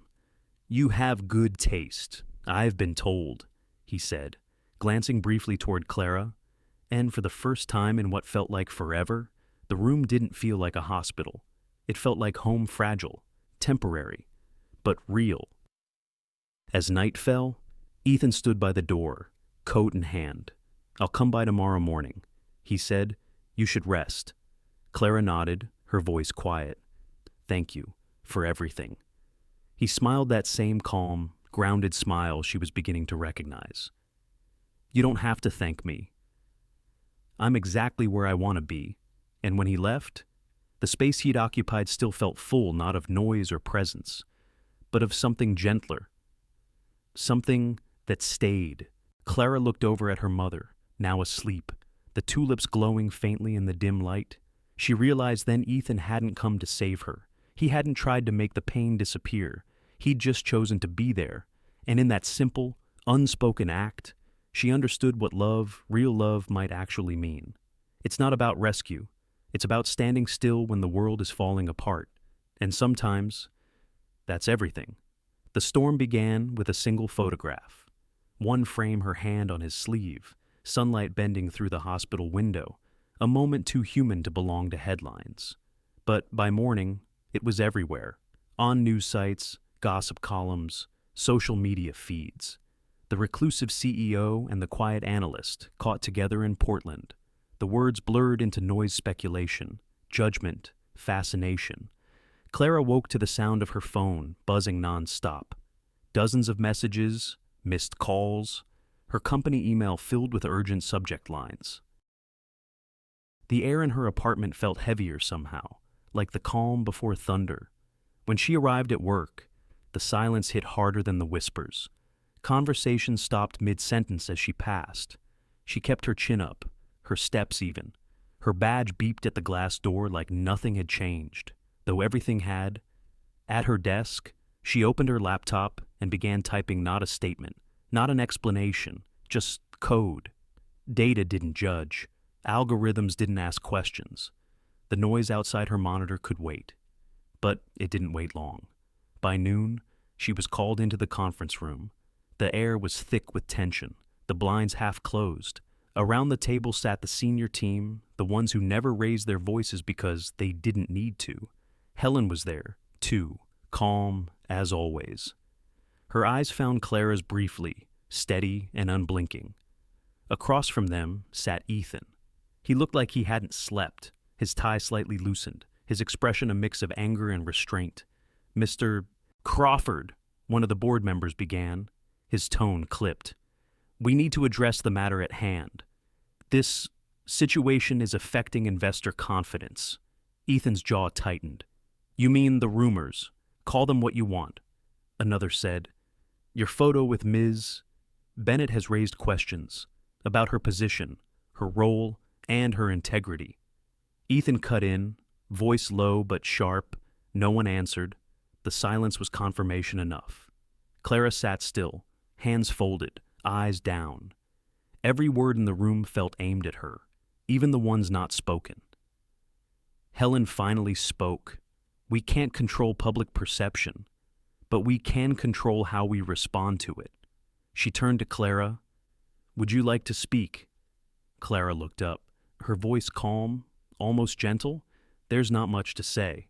The photo was taken outside the hospital. My mother was ill. Mr. Crawford was there. That's the truth." One of the executives shifted uncomfortably. "Be that as it may, it's complicated." Clara nodded. "So is being human."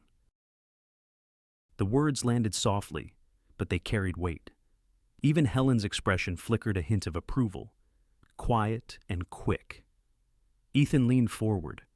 "If this company's image can't withstand compassion, then maybe we've been selling the wrong kind of integrity." That silenced the room. For a moment, even the air seemed to pause. When the meeting adjourned, Clara gathered her notes, her movements precise, unhurried. She didn't look at Ethan, didn't need to.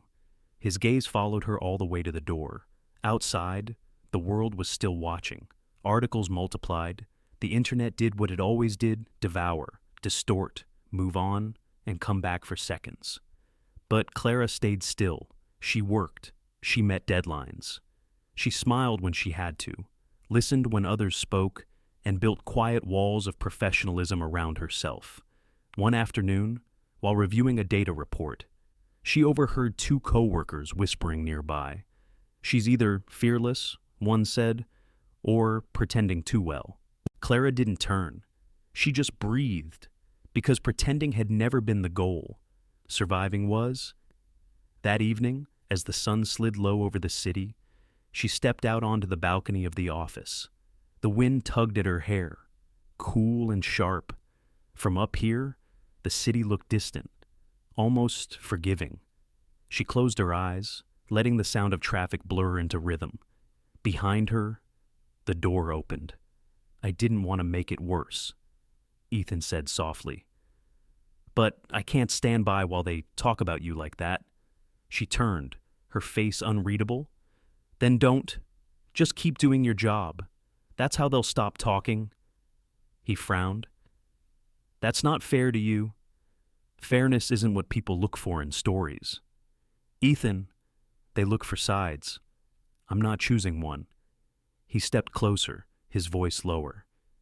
"You think silence protects you?" "No," she said. "It protects what's real." He watched her for a long moment. There was something new in his eyes, not admiration, not even affection.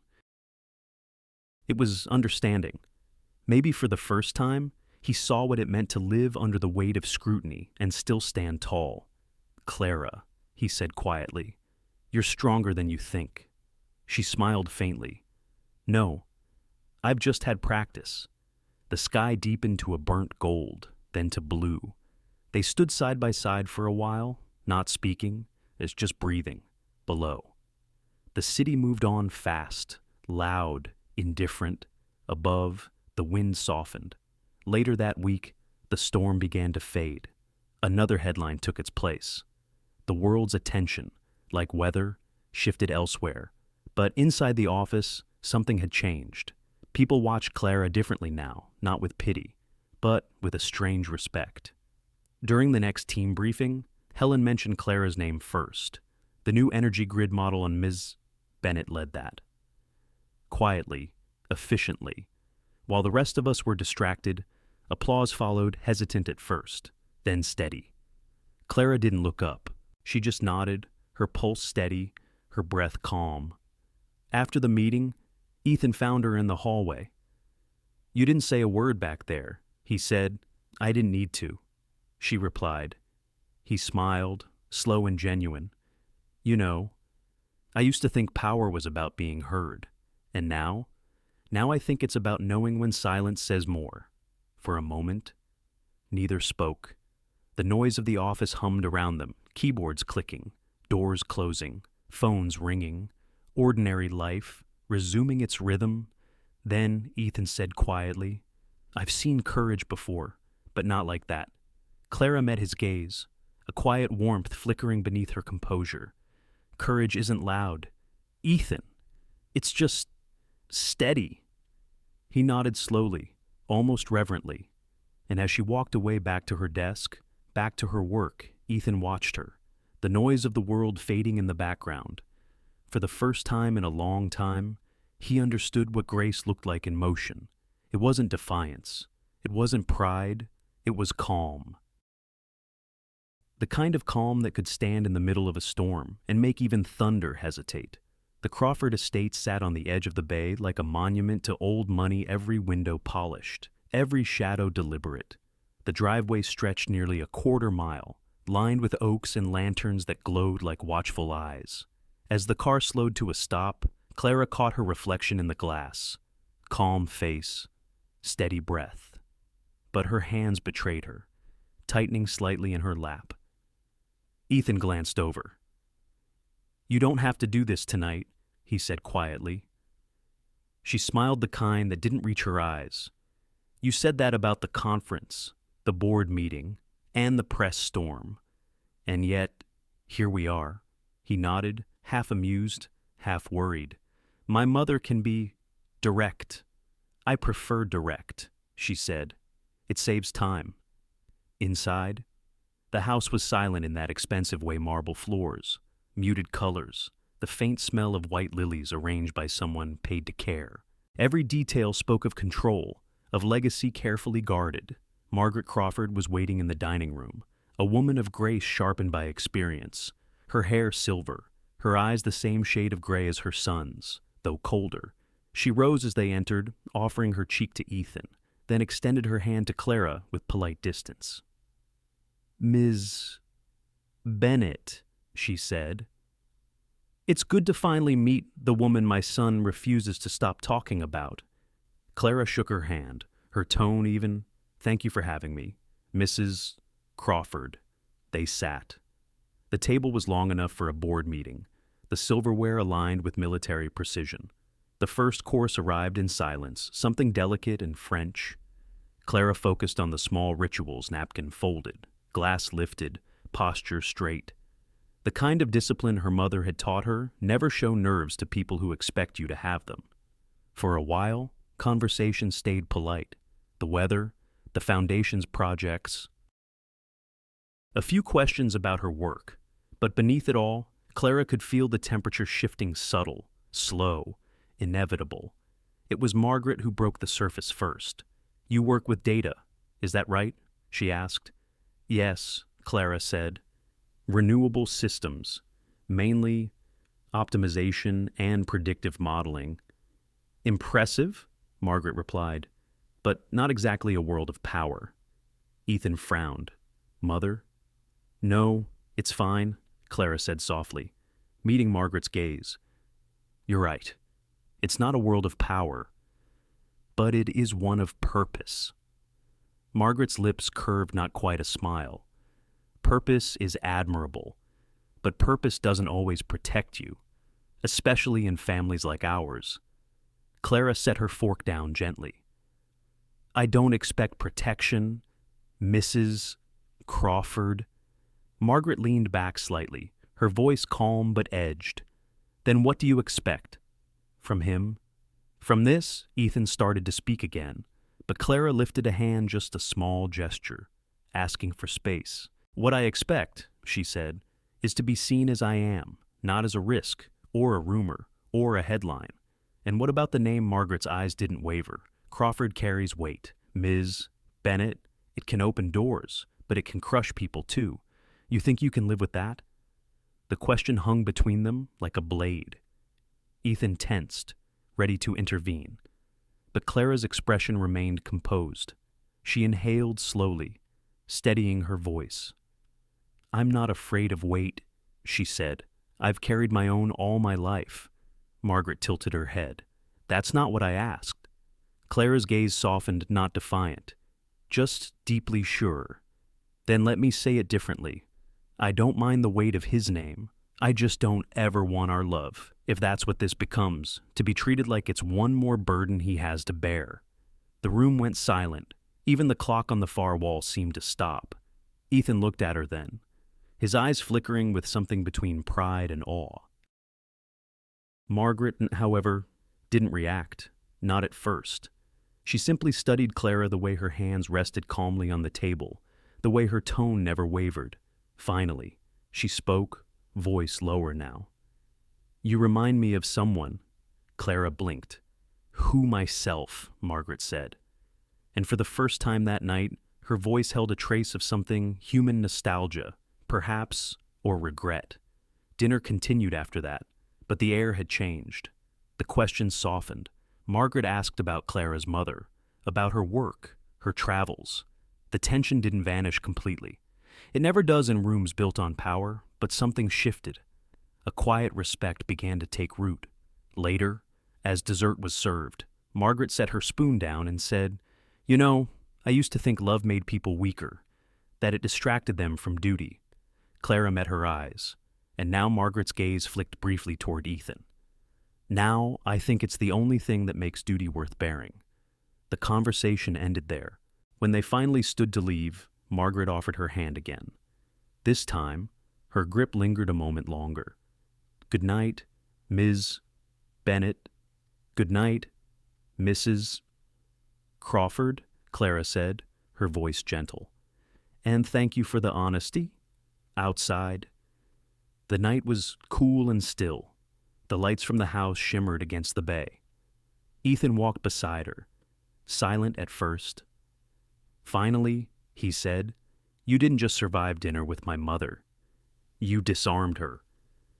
Clara smiled faintly. "I wasn't trying to, I know," he said. "That's what did it." They reached the car, the sound of waves faint in the distance. For a moment, neither moved to open the door. "Ethan," she said quietly, "your mother's not wrong. Your world has rules I don't understand." He turned toward her. "Then I'll learn to break the ones that hurt you." She looked at him, unsure whether to laugh or believe him. "You don't have to fight her." He shook his head. "It's not her I'm fighting." The air between them softened that delicate space where fear and tenderness coexist. As the car started and they drove away, Clara looked back once. Through the window, she could still see the house, tall and still against the night sky. For the first time, she didn't feel small against it, because power, she realized, wasn't in the walls or the name on the gate. It was in the courage to sit across from judgment and stay gentle anyway. And as the headlights carved through the dark, she felt something quiet unfold inside her.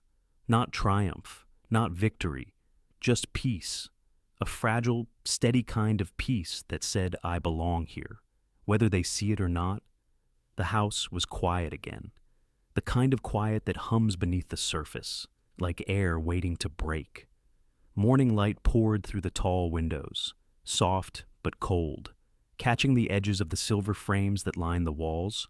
Photos of Ethan's father, business awards, magazine covers, symbols of everything the Crawford name stood for, symbols of everything it demanded.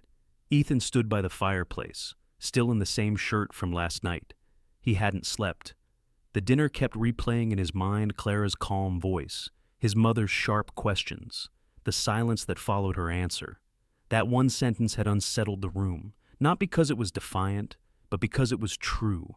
When he heard his mother's footsteps on the marble floor, he turned.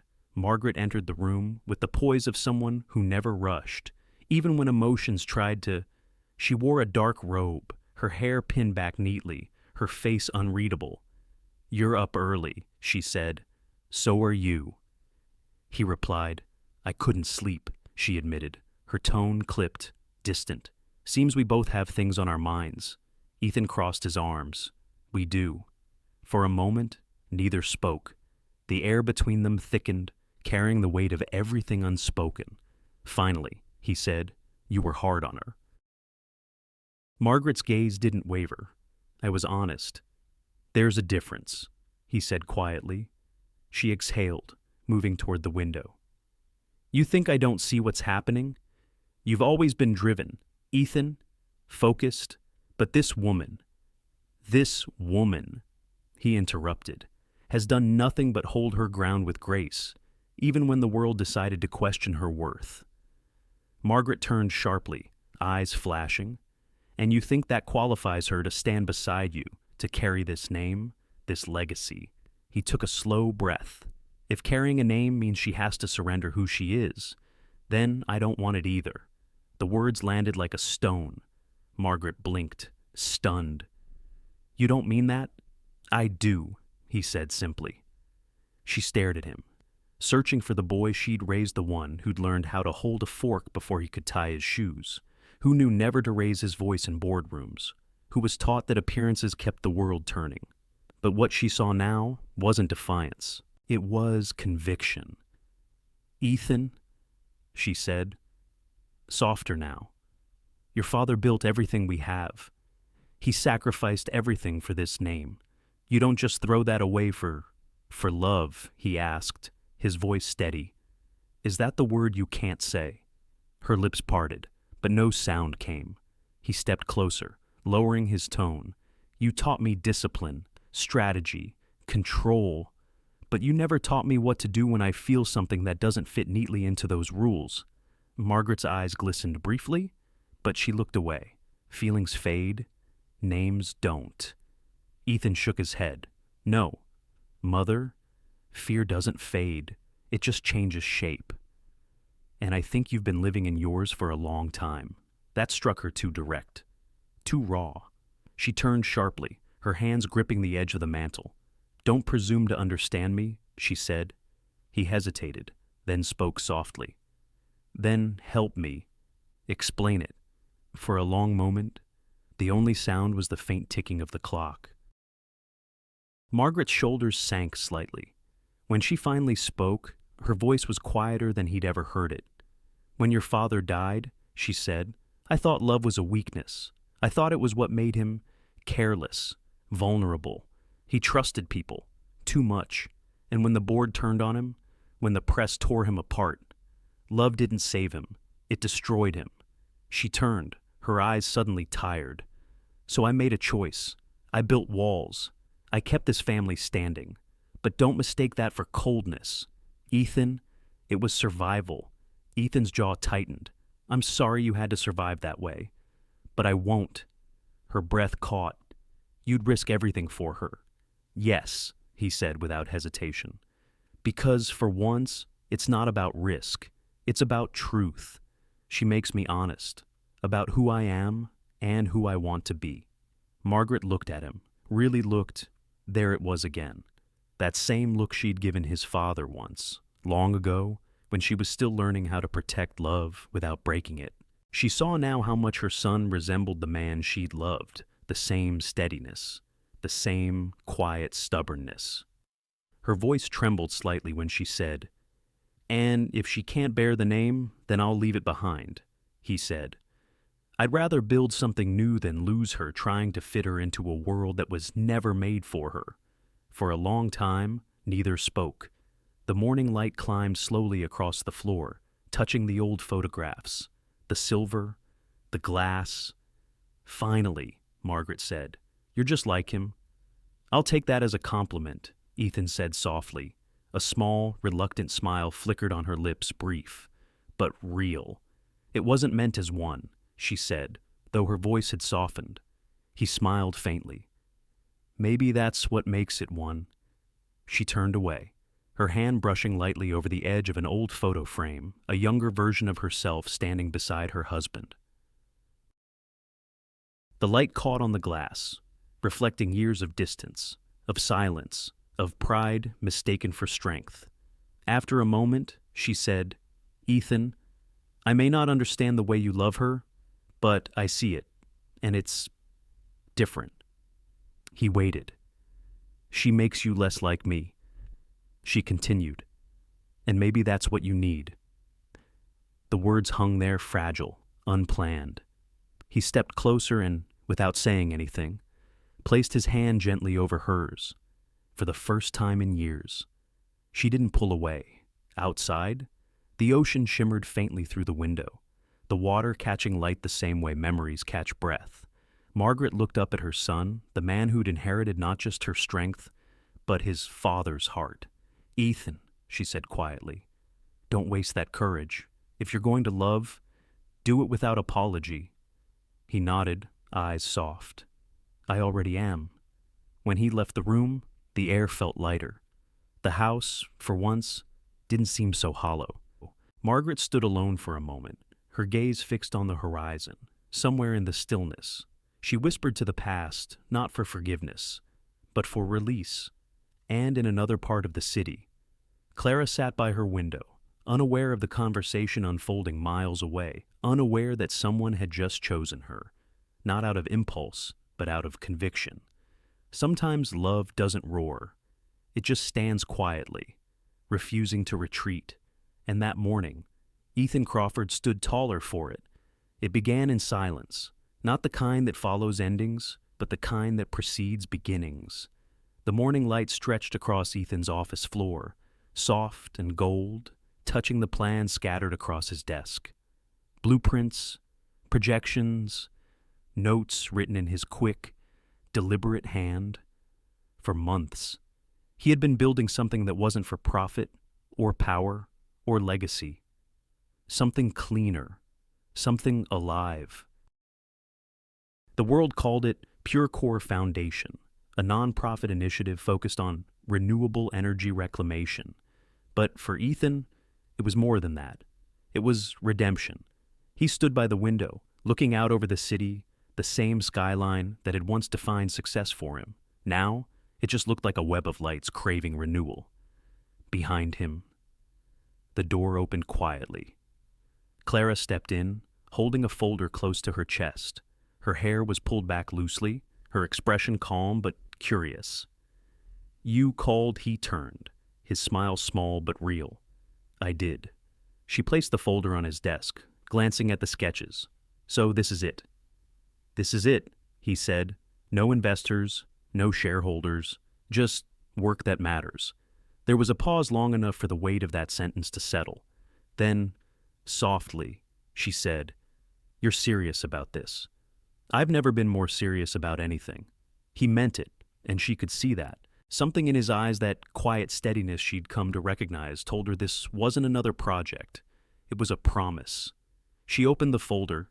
Inside were outlines of community partnerships, models for clean waste conversion, and data pipelines that connected small towns to sustainable energy networks.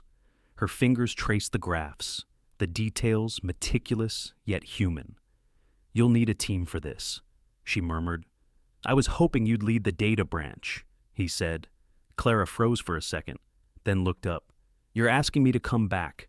I'm asking you to help me build something that doesn't just fix problems, it prevents them," Ethan said. "Something built on transparency, not headlines."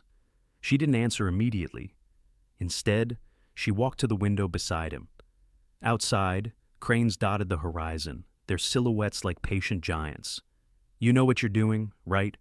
People will call this a publicity move. They'll say you're trying to repair your image." He smiled faintly. "Then they'll be half right. I am trying to repair something, just not my image." She turned to him. "What, then?" "My faith," he said simply. "In what we can do, in people, in myself." Her breath caught just a little. That kind of honesty always did that to her. For a moment, there was only the sound of the city below horns, wind, the faint hum of life moving forward. Then she said quietly, "If I do this, I'll do it my way." He nodded. "That's the only way I'd want it." When she smiled, small, restrained, but real, it felt like something in the room exhaled. Weeks turned into months. The foundation grew roots, offices filled with engineers, analysts, environmentalists. No suits, no boardrooms with polished egos, just people with tired eyes and full hearts. Clara built the data infrastructure from scratch, predictive systems that mapped waste into energy flow, models that could identify the next global shortage before it began. Every morning, Ethan arrived early, coffee in hand. Shirt sleeves rolled. He walked the floor, talked with his team, listened more than he spoke, and every time he passed Clara's workstation, he slowed, not to interrupt, just to watch her think. The way her eyes focused, the way her mind built worlds out of numbers. Sometimes, at night, they stayed late, two silhouettes in the dim office glow. The hum of computers filled the air, low and rhythmic. At some point, words would fall away, replaced by that quiet understanding they had always shared. It wasn't romance this time, not yet. It was rhythm, respect, something that had matured, like light finding new angles to touch. One evening, as they prepared to present their pilot data to the board of environmental partners, Clara sat reviewing numbers for the 10th time. Ethan walked in, 2 cups of coffee in hand. "You need to breathe," he said, setting one down beside her. She glanced at him, a faint smirk tugging her lips. "That's rich, coming from you." He leaned against her desk. "This matters, Clara, but don't let perfection steal the joy from it." She tilted her head. "And you learned that when he smiled, when you stopped answering my emails for 6 months." She laughed softly, the kind of laugh that still surprised him. "Maybe I was just giving you time to figure it out." "Maybe you were right," he said, voice low. For a moment, silence again, not heavy, just full. The next day, their data went live, cities responded, partnerships formed overnight. PureCore wasn't just a foundation anymore, it was a movement. News outlets began to shift tone, calling it a new chapter for corporate responsibility. Ethan didn't read them, but Clara did not for validation, but because for the first time, she saw hope written in black and white. At the launch event, hundreds gathered: engineers, students, local leaders. Clara stood at the side of the stage, watching Ethan speak. His voice was calm, certain. This project isn't about profit. It's about giving back what we've taken too much of. It's about rebuilding trust in the planet, in each other. He paused, his eyes finding hers in the crowd. And it's about remembering that kindness can be the most powerful form of innovation. The applause rose, loud and long, but Clara didn't clap immediately. She just stood there, letting the moment fill her. Later, when the crowd had gone and the lights dimmed, she found him by the glass wall overlooking the city. "You did it," she said. "We did it," he corrected gently. She looked out at the skyline cleaner now, somehow brighter. "You've changed, Ethan." He smiled faintly. "No, I just stopped pretending success had to come at someone else's expense." For a while, neither spoke. Then she said quietly, "You know, what we're building, it's bigger than us." "I know," he said. "That's why it might finally last." She looked at him, the man who once defined control, now learning the art of surrender. And she realized maybe love didn't need to be loud to matter. Sometimes it was found in the quiet act of rebuilding something broken together. Outside, the city lights shimmered, reflected in the glass like scattered stars. Ethan lifted his coffee cup slightly. To new beginnings, Clara smiled. To better ones. And as they stood side by side, not as savior and survivor, not as CEO and analyst, but as two people choosing the same direction, the night around them seemed to breathe. Somewhere, between what they'd lost and what they'd built, love had quietly evolved. It wasn't a rescue anymore. It was a purpose. And for the first time, both of them understood rebirth doesn't always come with fire. Sometimes it comes with grace. The morning of the launch felt different. The city woke to a soft drizzle, the kind that blurred edges and made everything look gentler than it really was. Inside the glass pavilion, where the PureCore Foundation would unveil its global program, the air hummed with quiet anticipation. Rows of seats filled with scientists, journalists, government officials, and behind them, faces ordinary yet hopeful, the kind that had come to believe in something new. Clara stood near the side of the stage, adjusting her earpiece, scanning the flow of data on her tablet. She'd rehearsed this moment 100 times, yet her hands still trembled slightly, not from fear, from meaning. Beside her, Ethan was in quiet conversation with the event director, his calm presence anchoring the room the way it always did. When the lights dimmed, the large screens flickered to life, the story of PureCore unfolding in sound and image, children studying under solar lamps in rural towns, factories retrofitted with clean systems, communities rebuilding from waste. Every scene carried the same quiet message: change doesn't have to roar. It can arrive softly, like light. When Ethan stepped onto the stage, the applause rose like a wave. He waited for it to settle, then spoke slowly, deliberately. What we're launching today isn't just an initiative. It's a reminder that progress means nothing if it leaves compassion behind. This isn't my project. It belongs to everyone who still believes that technology should heal, not divide. He paused, glancing toward Clara, and to the person who reminded me that listening can be a form of leadership. Thank you. A murmur swept through the crowd, soft and genuine. Clara lowered her gaze, hiding a faint smile. When the presentation ended, the crowd spilled into the courtyard, where the drizzle had stopped. The air smelled of wet earth and new beginnings. Cameras flashed, hands reached for handshakes. Congratulations blurred into noise. Clara excused herself quietly, slipping to the side of the garden where the flowers were still glistening with rain. She needed a moment of stillness. And that's when she heard the familiar voice behind her. Ms. Bennett. Clara turned. Margaret Crawford stood there, elegant as ever, a soft gray shawl draped around her shoulders. Her eyes, always so guarded, seemed gentler now. The years of control in her posture were still there, but something inside had softened. Mrs. Crawford, Clara said, her tone polite but warm. I didn't expect to see you here. Margaret stepped closer, her heels barely making a sound on the damp stone. I wasn't sure I'd come. Clara nodded slightly. I'm glad you did. For a moment, they simply stood there, surrounded by the low hum of distant chatter and the quiet rustle of leaves. Then Margaret spoke, her voice low, deliberate. I watched the presentation. The way you spoke through numbers, not for recognition, but for purpose. It was, she hesitated, searching for the right word, moving. Clara smiled faintly. Thank you. It means a lot, especially coming from you. Margaret looked away, her expression shifting.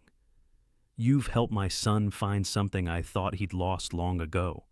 Clara tilted her head, gently. What's that? His heart. The words hung in the air soft, but weighted with truth.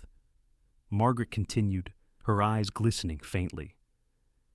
After his father passed, I taught him to protect himself with ambition, to build walls high enough that nothing could reach him, not pain, not love. I thought I was saving him, but I was just teaching him how to hide. Clara listened in silence. Margaret took a breath, steady but trembling at the edges. So, thank you. For giving him back the part of himself I'd buried. Clara's throat tightened. He did that on his own. I just stood beside him while he remembered. Margaret smiled softly, a real smile this time.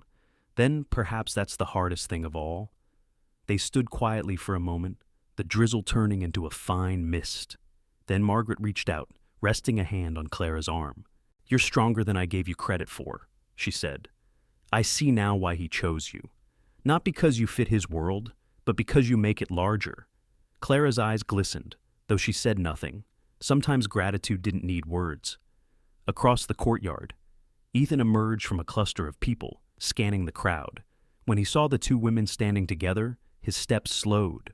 Something in the way his mother's hand rested lightly on Clara's arm made him stop, made him take in the moment like it was something sacred. He walked toward them, careful not to interrupt. Margaret turned as he approached, and for the first time in years, she looked at her son not as an heir, or a leader, or a reflection of her sacrifices, but simply as her child. The boy who once built toy bridges out of scrap wood and believed everything could be fixed if you tried hard enough. Mother, Ethan said softly. She reached up, brushing an invisible crease on his jacket, the small, affectionate gesture of someone who no longer needed control to show care. You did well, she said. He smiled gently. We did well. She nodded, her gaze flicking between him and Clara. Then, without another word, she leaned forward and kissed Clara lightly on the cheek, brief, graceful, but enough to draw a hush in the small circle of onlookers nearby. Ethan exhaled slow, deep, almost disbelieving. When Margaret turned to leave, she paused by the garden's edge, glancing back once. Take care of each other, she said. That's rarer than any success you'll ever find. Then she walked away, her silhouette fading into the soft mist beyond the lights. Clara watched her go, a strange warmth filling her chest, not triumph, not relief, but something deeper. Forgiveness, perhaps mutual recognition. Ethan slipped his hand into hers, their fingers intertwining with quiet ease. What did she say? He asked. Clara smiled. Something you've been waiting to hear your whole life. He studied her face for a long moment, then nodded. Then I guess this is where the walls finally fall? She looked at him, her voice barely above a whisper, and where everything real can finally begin. They stood there, under the string lights shimmering through the mist, the city breathing around them. The applause from inside echoed faintly, carried by the wind, distant, fading. But neither of them turned back, because some moments don't need an audience. They just need to be lived. And as the night deepened, Ethan realized something he hadn't dared believe until now. Sometimes the greatest victories come not from winning, but from understanding. And in that quiet corner of a rain-kissed garden, understanding had finally found them both. A year later, the world had changed not loudly, not all at once, but in the quiet ways that last. The Innovation for Humanity ceremony in Geneva glimmered beneath crystal lights and winter air, filled with the hum of languages, the rustle of gowns, and the kind of applause that feels less like noise and more like reverence. Ethan stood on the stage beside Clara, his hand steady around hers as they accepted the award together. PureCore Foundation had grown beyond what either of them imagined, spanning continents, building hope in places that had forgotten what progress could mean. Yet, as the cameras flashed and the audience rose, the moment felt deeply personal, not about success or recognition, but about everything they'd risked and reclaimed. When the ceremony ended, they slipped out quietly, away from the speeches and spotlights, away from the noise that always tried to follow them. Outside, Geneva slept beneath a soft blanket of snow. The streets glowed with lamplight, the air crisp and clean. Ethan helped Clara with her coat, his breath visible in the cold.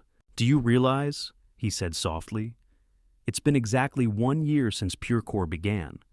She smiled. "And only one night since we remembered why it mattered." They didn't need to say more. Sometimes gratitude sounds best in silence. 2 days later, they flew home.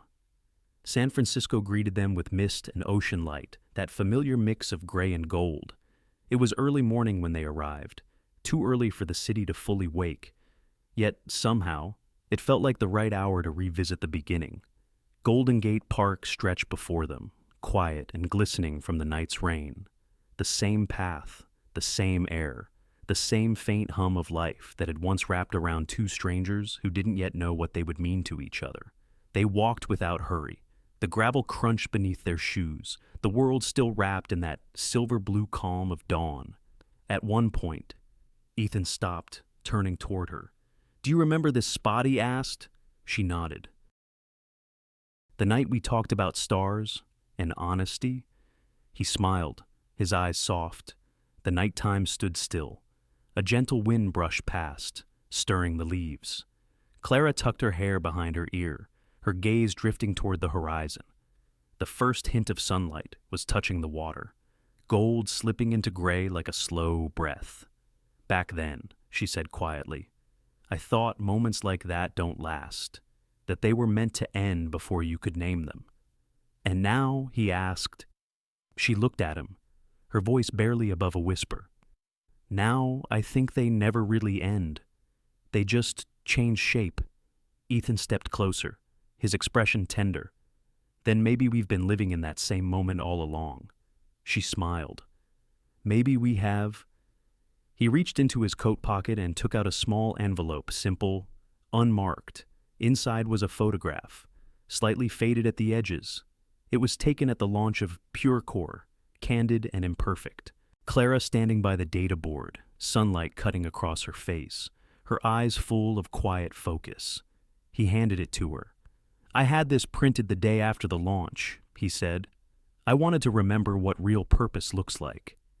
She traced the photo with her fingertips, a slow, almost reverent motion.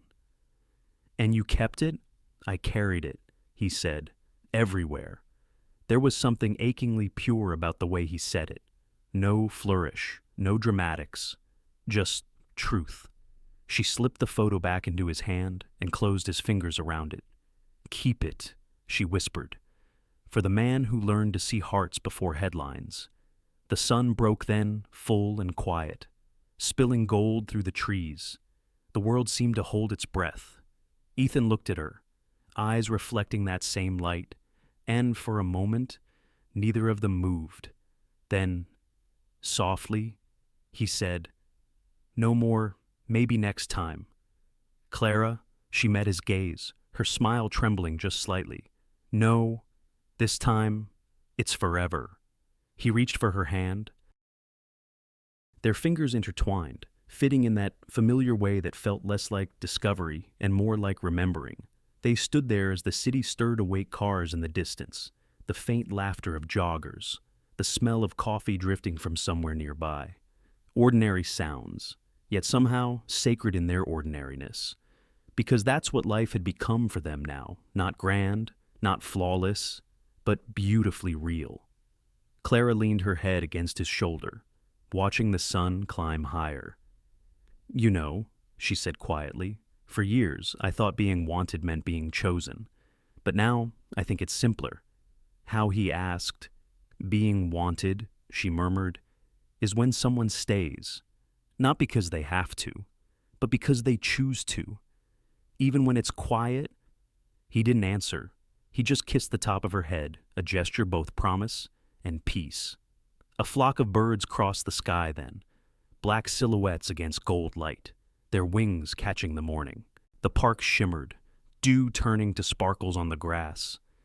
And in that stillness, it felt as if the whole city had paused just for them, to bless what they'd built, to honor what they'd healed.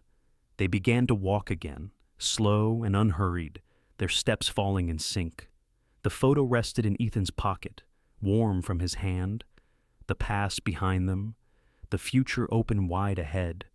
Neither of them spoke. They didn't need to. Because love, when it's true, doesn't need to be loud to last. It just needs to be lived, day after day, like breath. And as the morning light spread over San Francisco, wrapping around them like a benediction, it felt as though time itself bowed its head, not in ending, but in quiet continuation. The woman who once felt unwanted had become the heart of something that touched thousands. And the man who once measured worth in numbers had learned that the truest success was measured in kindness. They kept walking until the light turned white and soft, the city alive again. Then Ethan said, half a whisper, half a smile, "Let's go home." And she nodded because they already were. The wind lifted, carrying their laughter down the path, mingling with the sound of morning. And for a brief, golden instant, it was hard to tell where the city ended and their story began. Sometimes life doesn't give us what we want. Right away, it gives us what we need to grow. Clara's story reminds us that being loved begins with being seen, not for what we can offer, but for who we are when the world goes quiet. Ethan's journey shows that success means little if it costs us our humanity. True strength isn't in control or perfection. It's in gentleness, in choosing to stay kind even when life turns harsh. For those who've lived long enough to know both loss and love, this story is a quiet reminder. Healing often arrives in small moments, a hand offered, a word unsaid, a choice to forgive. We don't need grand gestures to change our lives. We just need the courage to listen, to care, and to begin again. Because at the end of it all, it's not titles or wealth that endure, but the kindness we leave behind, the small, steady acts that ripple far beyond our own time. Love, when lived with grace, becomes a legacy one that outlasts everything else. Thank you, dear friends, for spending your time with Shining Stories. If this story touched your heart, even just a little, please give it a like, share it with someone who needs a moment of warmth today, and subscribe to our channel. Every click, every share helps us keep telling stories about love, kindness, and the quiet courage that lives in all of us. Stay with us. There are many more stories waiting to shine with you.